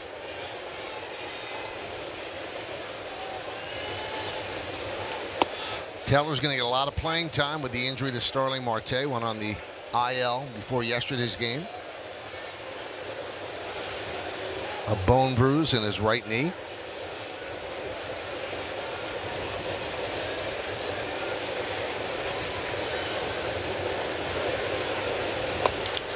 One and one.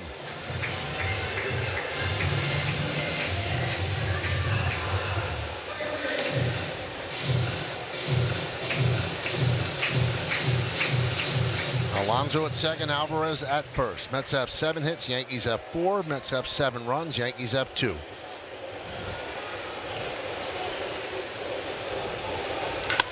That one is cracked to left field. Going back and looking is Verdugo. It's a 3-run home run for Taylor.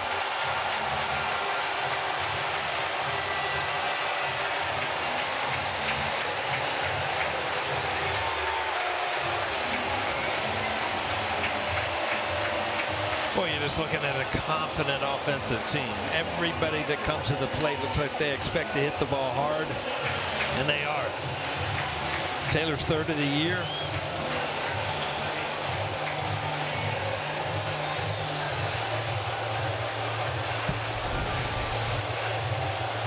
The slider just kind of backs up, middle in, right in the wheelhouse.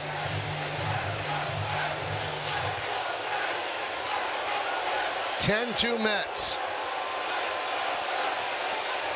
Here's Vientos.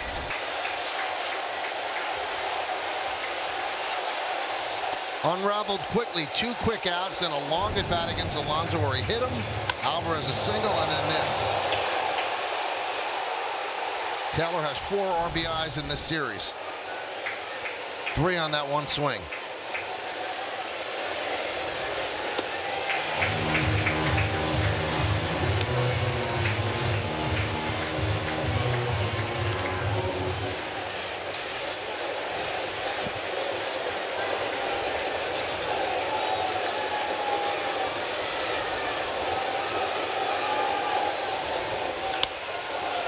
Popped up and out of play.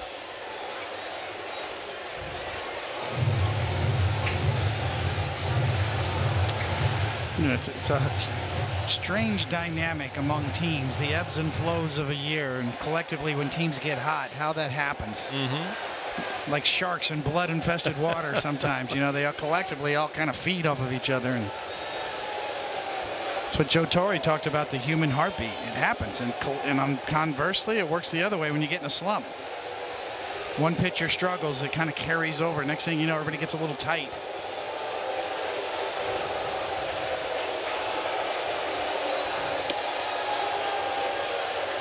Three and one on Vientos.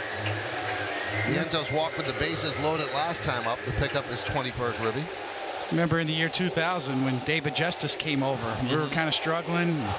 He dropped 20 homers in the second half of the year, and everybody loosened up.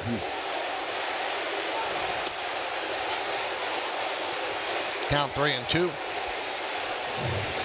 That's what drives you crazy about this game. It's such a long season. The Yankees look like world beaters for the better half of the first half of the year, and now all of a sudden you're reeling a little bit.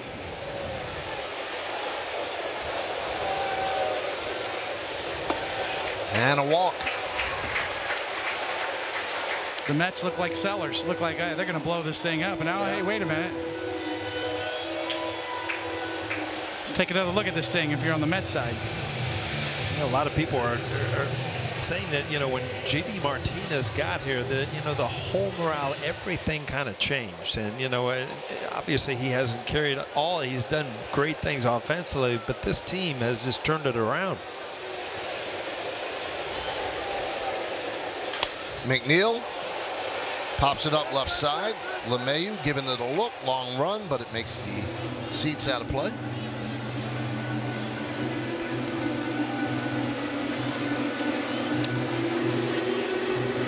Sometimes players just learn through osmosis. You watch and you see a guy have success and it reminds you, a light bulb clicks on. I remember having this discussion with Jack McDowell in '95 when I came over. He was struggling. Remember he had the Jack the Flipper scene he had at Yankee Stadium. Did.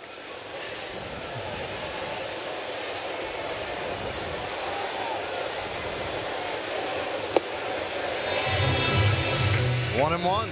And he started seeing some good performances, and then he got going. And we kind of, you feed off of each other. It's the way it works. This game is not once a week. This game is every day.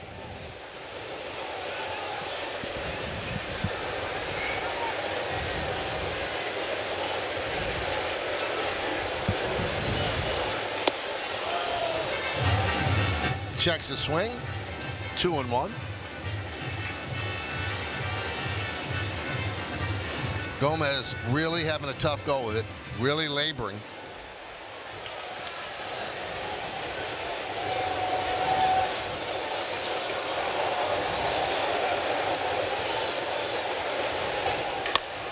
Cracked into center field.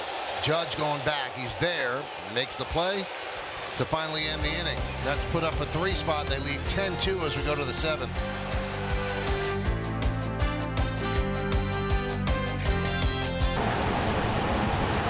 These are the clues, and Paul, you say you know. It was Mike Stanton. That's who it was. We saw him in Houston beginning of the year. Remember that, Mike? Yep, he works for the broadcast team for the Astros. Pitched for both the Mets and the Yankees. He was great in postseason for us. Got big outs. Heroic effort in Oakland. Yeah. Came in really early in that game, too. Because the next guy to come in that game was me, and we didn't want to see that in 2000. You pitched good in Oakland, no, Cody? Not in that year. Adrian Hauser in for the Mets. Deals a strike to Oswaldo Cabrera. Ground ball, second base, McNeil.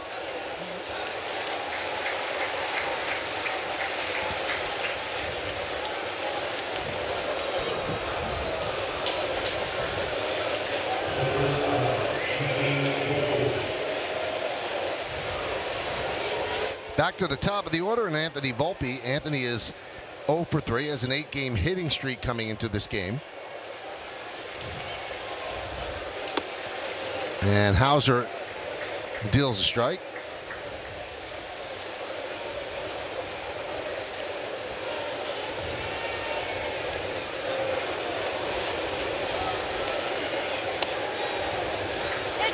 Oh, and 2.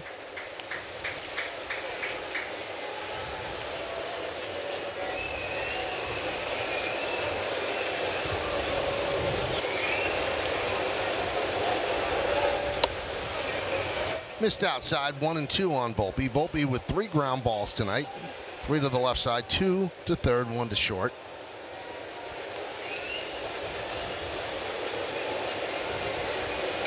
And he goes down on strikes. 2 away in the 7th.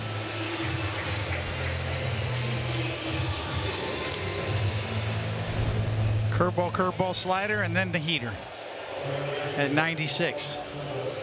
I'm almost thinking, I was thinking what you were saying about Heel, that he might have to start kind of pitching backwards like this. Get ahead with his off-speed stuff and then finish people with his fastball instead of vice versa. It's like a beach ball got loose out in left field, or a balloon of some sort.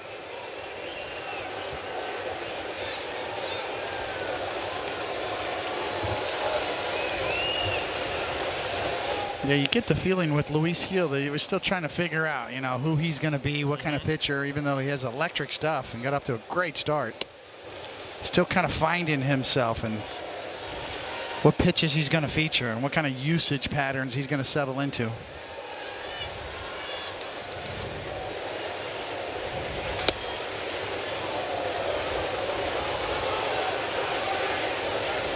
Obvious workload issues with Luis Gil. It's been the big question coming into this year. Yankees have a starter they signed in the offseason, JT Brubaker, who is now on a rehab assignment. It's a pretty decent starter with the Pirates, coming back from surgery. 3-1 on Soto. Does Luis Gil stay in the rotation for the time being? Does he eventually end up in the bullpen? These are all questions to be answered on down the road. Count is full on Soto. Soto, no contact night, 2 walks and a strikeout. Judge on deck. Judge has had some contact so far. He's had contact, yes.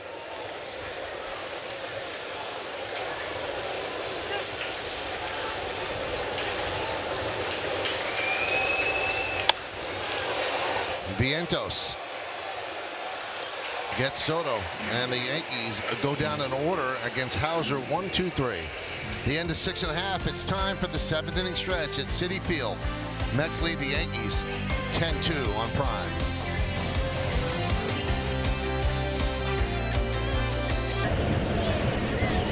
Here at Citi Field, Mets lead the Yankees 10-2, 10-8-1 for the Mets, 2-4-1 for the Yanks. The Yankee offense, Aaron Judge with that 2-run home run. Luis Gil got 1 out in the 5th. Sean Manaea went 5 innings. He's eligible to get the win if the Mets hold on. And a big night for Francisco Alvarez, 22-year-old catcher, 3 for 3. 2-run home run. He's been on fire since coming off the IL. That looks like it's tough to do, David. Yes. Wow.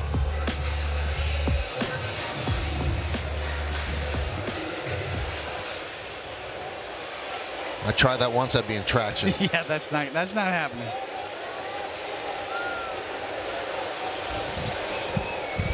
Gomez still out there. He'll deal to Bader. And a strike. Mets will play the Astros this weekend, and the Yankees starting tomorrow night. A 4-game set in Toronto against the Blue Jays.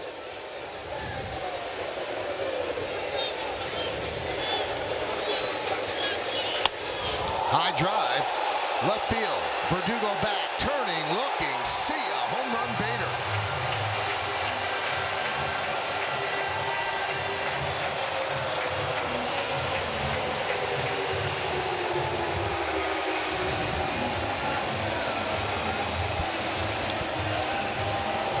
Well, Harrison Bader's made a statement in this series. He's had some good swings, and all of a sudden, a lot of people heading for the aisles here.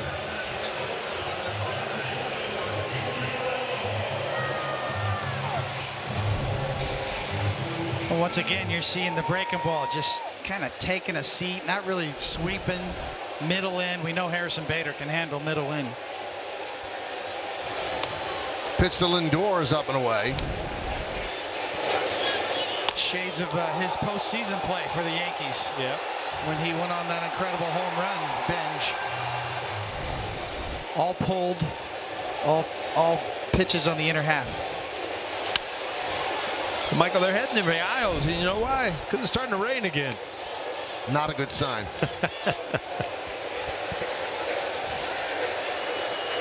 Michael, we should just jump on that plane for old time's sake, just to get in at 4 or 5 in the morning, just to know how it feels again. Yeah, I left my passport at home, though. Oh, was that right? I would do it. That's yeah. all right. I'll vouch for you. You're good with customs? It's been a while. I don't even know how to do it anymore.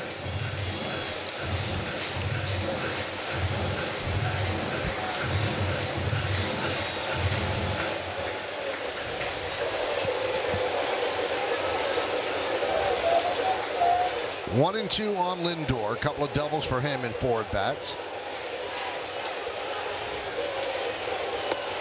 And he goes down on strikes.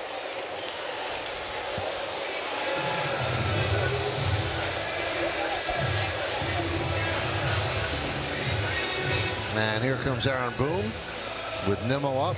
He's going to call on the left-hander Tim Hill.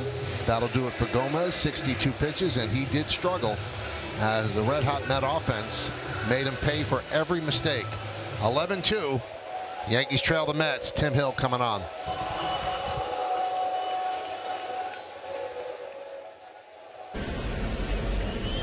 Do the rest of the game by myself, Vince Scully style. If my other 2 guys are gone, they're out of here. Michael and I, we just took a little walk. Did we miss anything? I hope not. Well, it looks like some of the fans, they've seen enough. They're heading home. But the Met fans, they're certainly happy right now. Yankee fans, there'll be some cause for concern. Trailing this one, they came into this game losing 8 of their last 11. And still in first place in the East, though, as Tim Hill comes on. And deals a strike to Nimmo.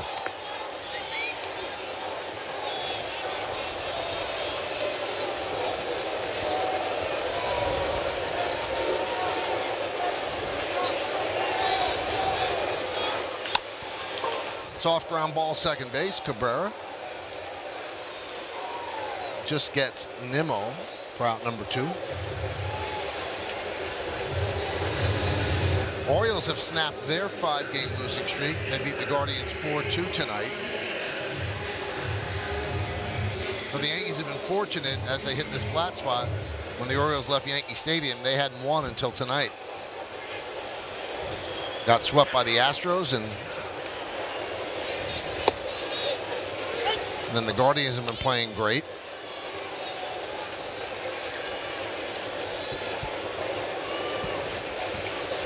Gordon, did you go to decaf yet? Or you Oh, no. I'm going to be up for a while tonight.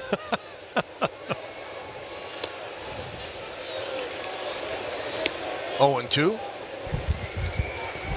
You know who's really benefited from this little skid from the Yankees and the Orioles is the Boston Red Sox. Suddenly 6 games over 500. Had themselves a little 8-2 run over their last 10 games. And very young and athletic team. Yeah, they like to steal bases. They figured that one out. They can run.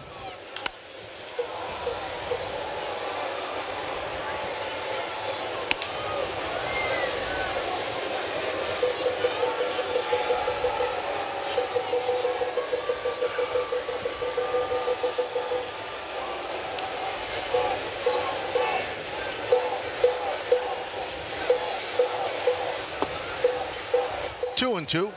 In the bottom of the 7th, it's 11-2 Mets.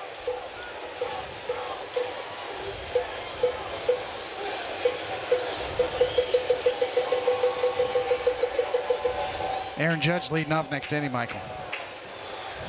Just in case you wanted to go somewhere? Yeah, you might want to stay for that one. Hit sharply and grabbed by LeMahieu, glove side. And he took a hit away from Martinez on a well-struck ball. But Bader with a home run gives the Mets an 11-2 lead as we head to the 8th.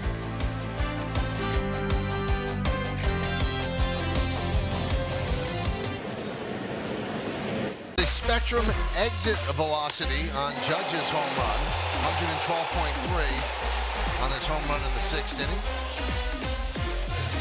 Counted for both Yankee runs. Now, David fibbed to you. Aaron Judge is being pinch hit for by Trent Grisham as Boone gives him the rest of the game off. Never mind. That boy, Coney. Way to set it all up, though, and this didn't happen for you. He didn't look happy about it either. No, he was getting an explanation from his manager who pulled the plug. I mean, when you're that hot, you want to hit. Well, I mean, you're in the game. You could hit and come out, but I guarantee Hauser's not too upset about it.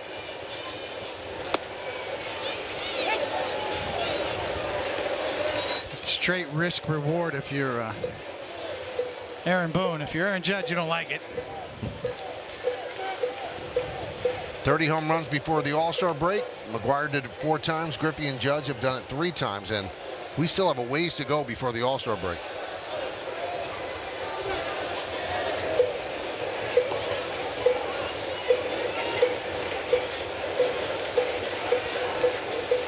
What a magnificent stretch of baseball. Strike 3, Grisham down looking.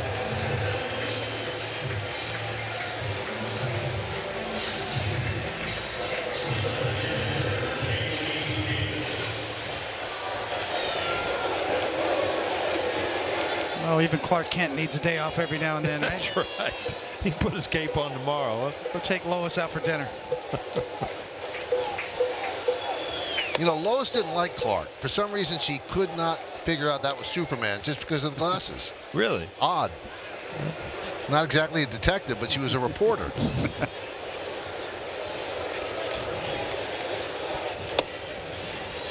You know, I never in my wildest dreams thought we'd be talking about Clark Kent when I came to the ballpark today. Especially when it's like, what is it, 1:30, 2 in the morning? Yeah. A lot of things when I planned my day I didn't think we'd be talking about. You've been talking since like 2 o'clock this afternoon. Huh? Probably too much.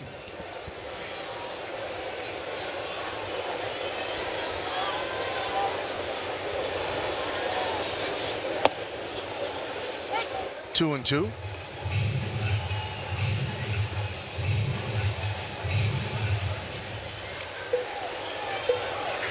Davis has walked twice and struck out. And now he struck out again as he goes down looking.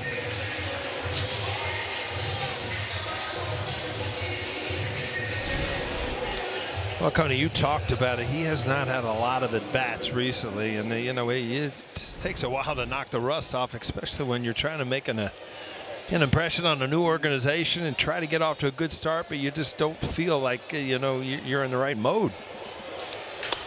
Up the middle and past the diving Lindor, base hit for Verdugo. And the Yankees need Verdugo to get hot again because the bottom of the order after the first 3 really been struggling. Yeah, he's had some good swings, a little breaking ball, but he stays with it. Before he was kind of coming off the ball a little bit. You know, once you get that hit out of the way, things become a little bit easier. Baseball gods smiled on him there, or at least the Babbitt gods. So here's LeMahieu, 1 for 3. Over the middle, and the force at second, and that will do it in the 8th. No runs a hit, 1 man left. We go to the bottom of the 8th inning.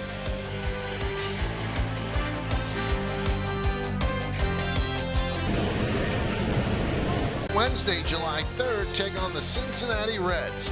Watch as Aaron Judge and the Bronx Bombers go head-to-head with the Reds. Don't miss a minute of the Yankees, only on Prime. De La Cruz is one of the young talents of the game. He can run. Hits ball far and can run fast, yes. Grisham takes over in center after pinch hitting for Judge. And Alonso takes a strike from Hill.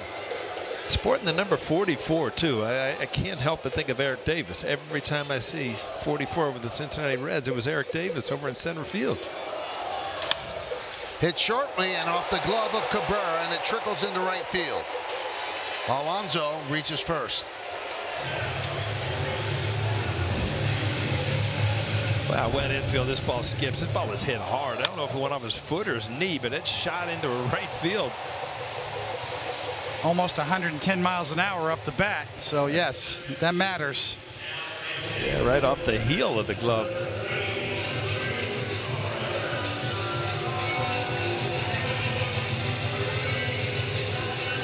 So here is Alvarez, single, double, and a home run. So, no, it's a pinch hitter. Luis Torrens is going to pinch hit for Alvarez.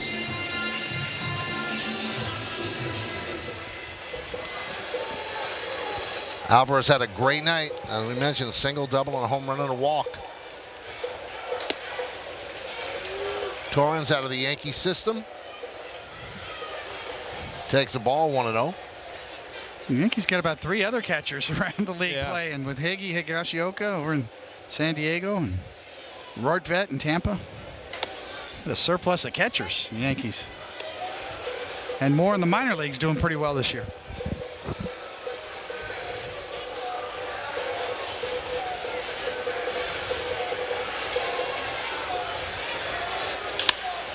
Skied the other way and out of play.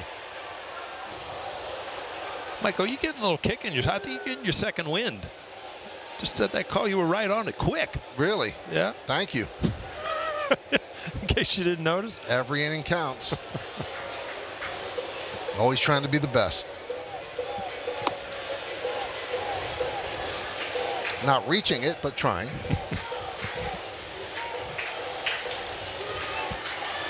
Professional broadcaster.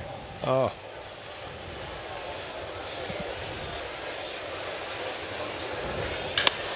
Drilled deep to left field. That ball is foul. Well, he give that a ride. He hit a home run foul to right. Now he hit a home run foul to left. The ball went off the press or the glass box out there.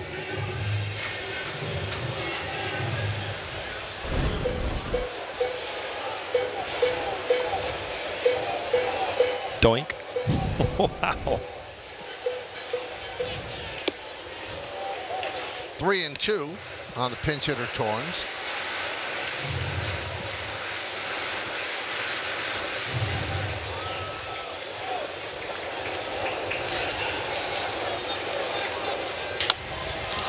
Ground it to third. Going to be a tough play. LeMahieu does not get him. Infield single for Torrens.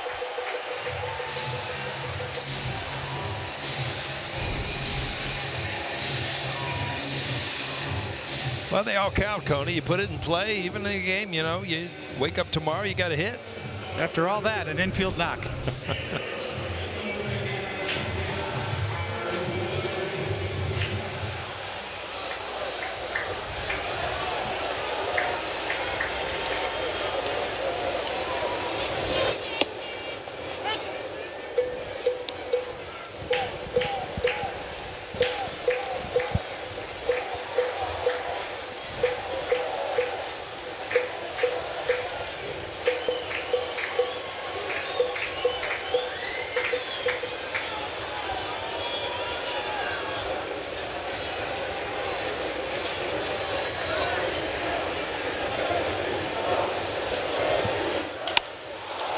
Fly ball, deep center. Grisham back. He'll make the play to retire Taylor. Tagging and going to third is Alonso.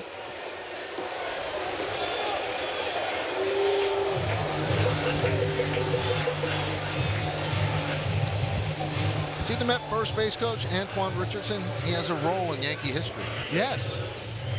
Derek Jeter's last at bat at Yankee Stadium. He got a single to win the game. And Antoine Richardson was the guy who scored. And he's now the Met first base coach. Bringing it all together on Jeter's 50th birthday. Unbelievable. It was, I mean, that was a storybook ending. There's no doubt. That wasn't his last game. That was the last home game. Last right? home game, and then he did play at Fenway and got a hit and then left. Base hit, right field. Vientos picks up a ribby. Alonso scores. Torrens goes to second. And the Mets have a 12-2 lead.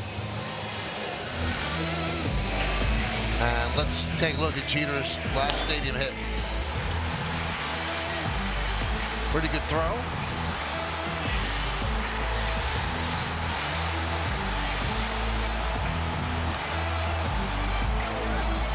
Really, did you have any doubt?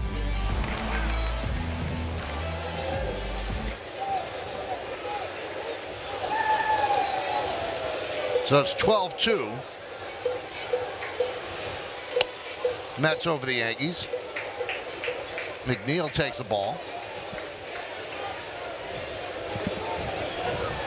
Vientos picks up his second ribby of the night.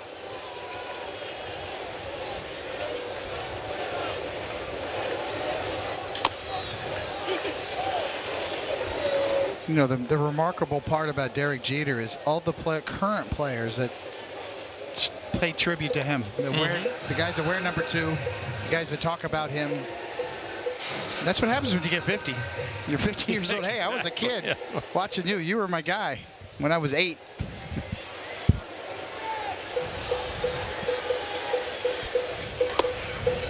Seems to be a Yankee captain thing, because there was an era of players that would come up and you'd read their bio in the media guide, favorite player Don Mattingly.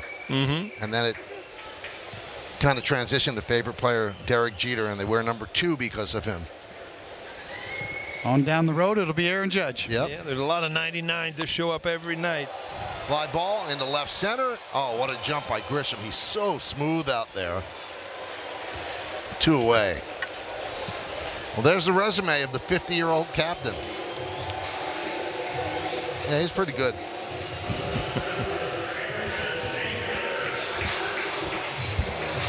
You know, Derek played in the pre-shift era. And had he played in the shift era, his defensive metrics would have looked a lot different. In one year, they started to play him up the middle, and he reversed his numbers in some of the new metrics just by moving him up the middle more, like you see now every shortstop play.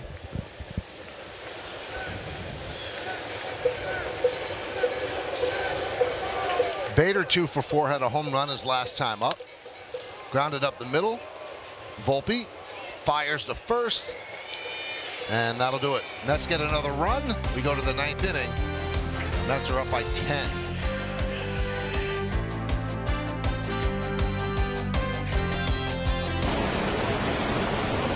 Wow, Francisco Alvarez had quite a night. 3 hits on the night. A home run there, a double, and a single. He has been a big part of the resurgence of the Mets since he came back from an injury. He just keeps on swinging it.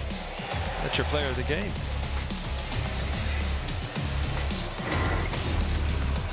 All right, so Ben Gamel making his Met debut. They called him up yesterday to replace the injured Starling Marte. Iglesias has been a big part of this Met run. He takes over at shortstop, and Torrens behind the plate.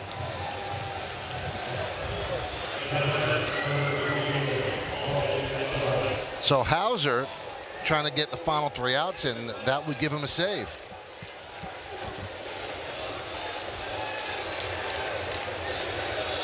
Bottom third of the Yankee order. Austin Wells will start it off.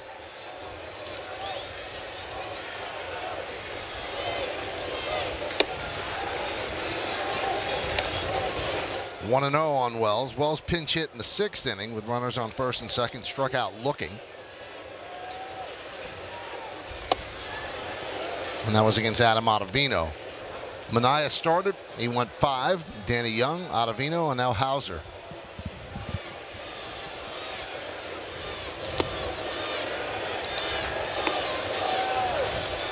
Three and 0.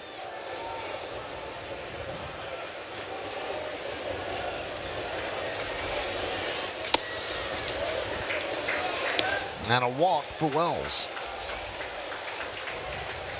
This chiropractic telecast presented by authority of the New York Yankees and may not be reproduced or retransmitted in any form, and the accounts and descriptions of this game may not be disseminated without the express written consent of the New York Yankees.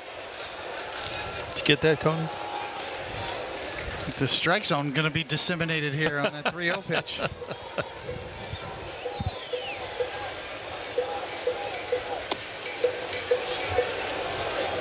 It's one of the arguments for the human element as far as the umpires go, and robot umpires and automated strike zones. It's these kind of games. Yeah. You know, the count matters. The game matters. So you think that the strike zone should change according to the game, if it's a blowout? I think it always has. I think there's enough evidence that shows that there's a lot of variables, including the home crowd sometimes. Certainly the count matters. A 3-0 count strike zone's different than an 0-0 count. Kind of always has been.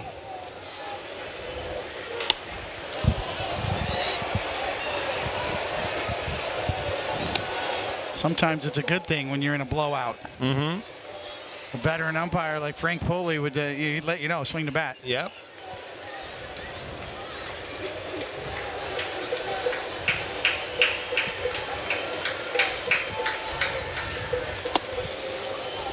2-2 on Rice.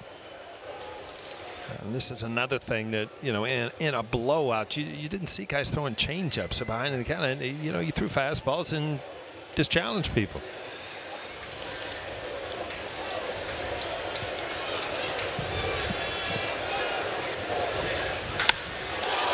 Fly ball, Gamble.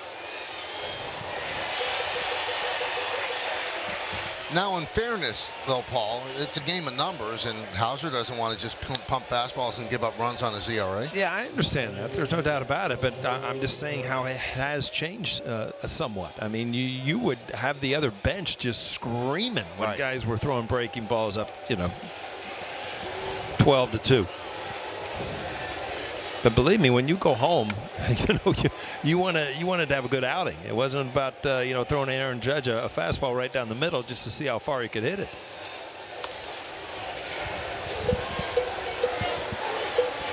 We talked about this earlier, how it's never been harder to hit. From what you see, do you agree with that? Well, I think that the starting pitchers, hasn't changed that much. It's the bullpen. I mean, guys that come in the 5th, 6th, 7th inning that are throwing 100, every one of them. It is much harder the latter part of the game to put together good at-bats. I remember that 98 team, one of the strengths was you would get the starter to throw a lot of pitches. Starter would get knocked out. Then you get the underbelly of the bullpen, and then you'd really pour it on. Lined and a base hit down the right field line off the bat of Cabrera. Wells is rounding second. He's going to third. Cabrera with a double. He hit that well. Yeah, Cabrera's had some good at-bats today. He lined this ball. He hit a couple balls earlier in the game hard, but he was able to get to this inside fastball with ease. He's quick inside. He showed that all year, really.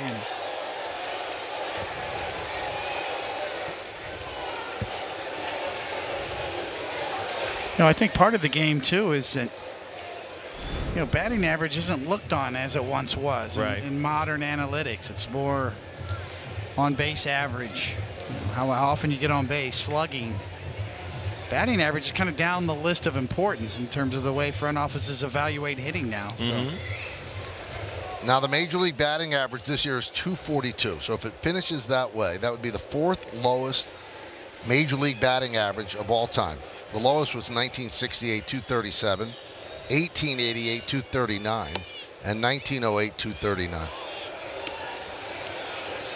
Maybe that average will climb more, the .242, as it gets hotter. People might hit more. Pitchers might tire. The last opportunity for Volpe to continue his hitting streak. He's 0 for 4 with an 8-gamer coming in. 1 out, runners on second and third. 2-1.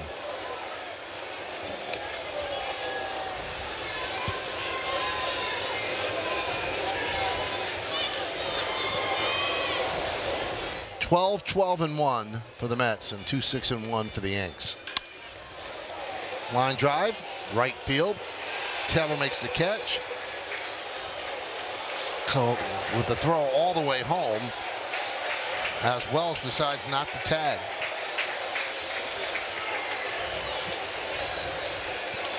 And that's the right decision in this game at this time. You don't want to get thrown out at home, first of all, but yeah, it takes away the injury too. Who knows? You catch a spike, you hit the catch, or anything can happen. I mean, it's 12-2. You're going to need a lot here with 2 outs in the bottom of the 9th.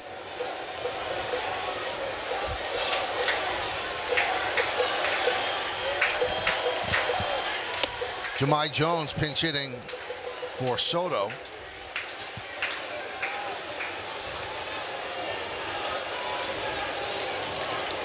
Second and third, 2 outs. 1-1.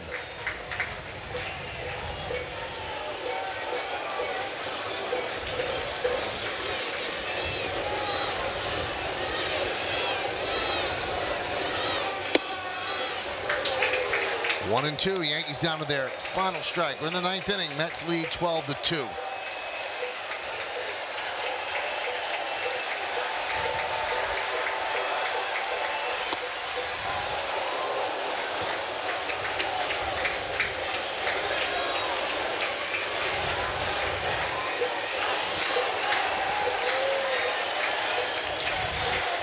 2 balls, 2 strikes, 2 outs, 2 on. And that is chopped to Iglesias. He fields, fires, got him, ball game. And the Mets sweep the Yankees in the first round of the Subway Series, 9-7 yesterday and 12-2 tonight. Yeah, it's come down to, you're facing a hot team that's throwing up a lot of runs. Sometimes the best thing is just to get out of town, go on the road. Good thing is Verdugo had some good at-bats today. LeMahieu had a hit. Obviously, Aaron Judge continues to do what he's doing, but, close the book on this series and go play the Blue Jays a little bit better. The Yankees need an old-fashioned stopper on the mound. The pitching's really kind of struggled over the recent games. And one guy who hasn't struggled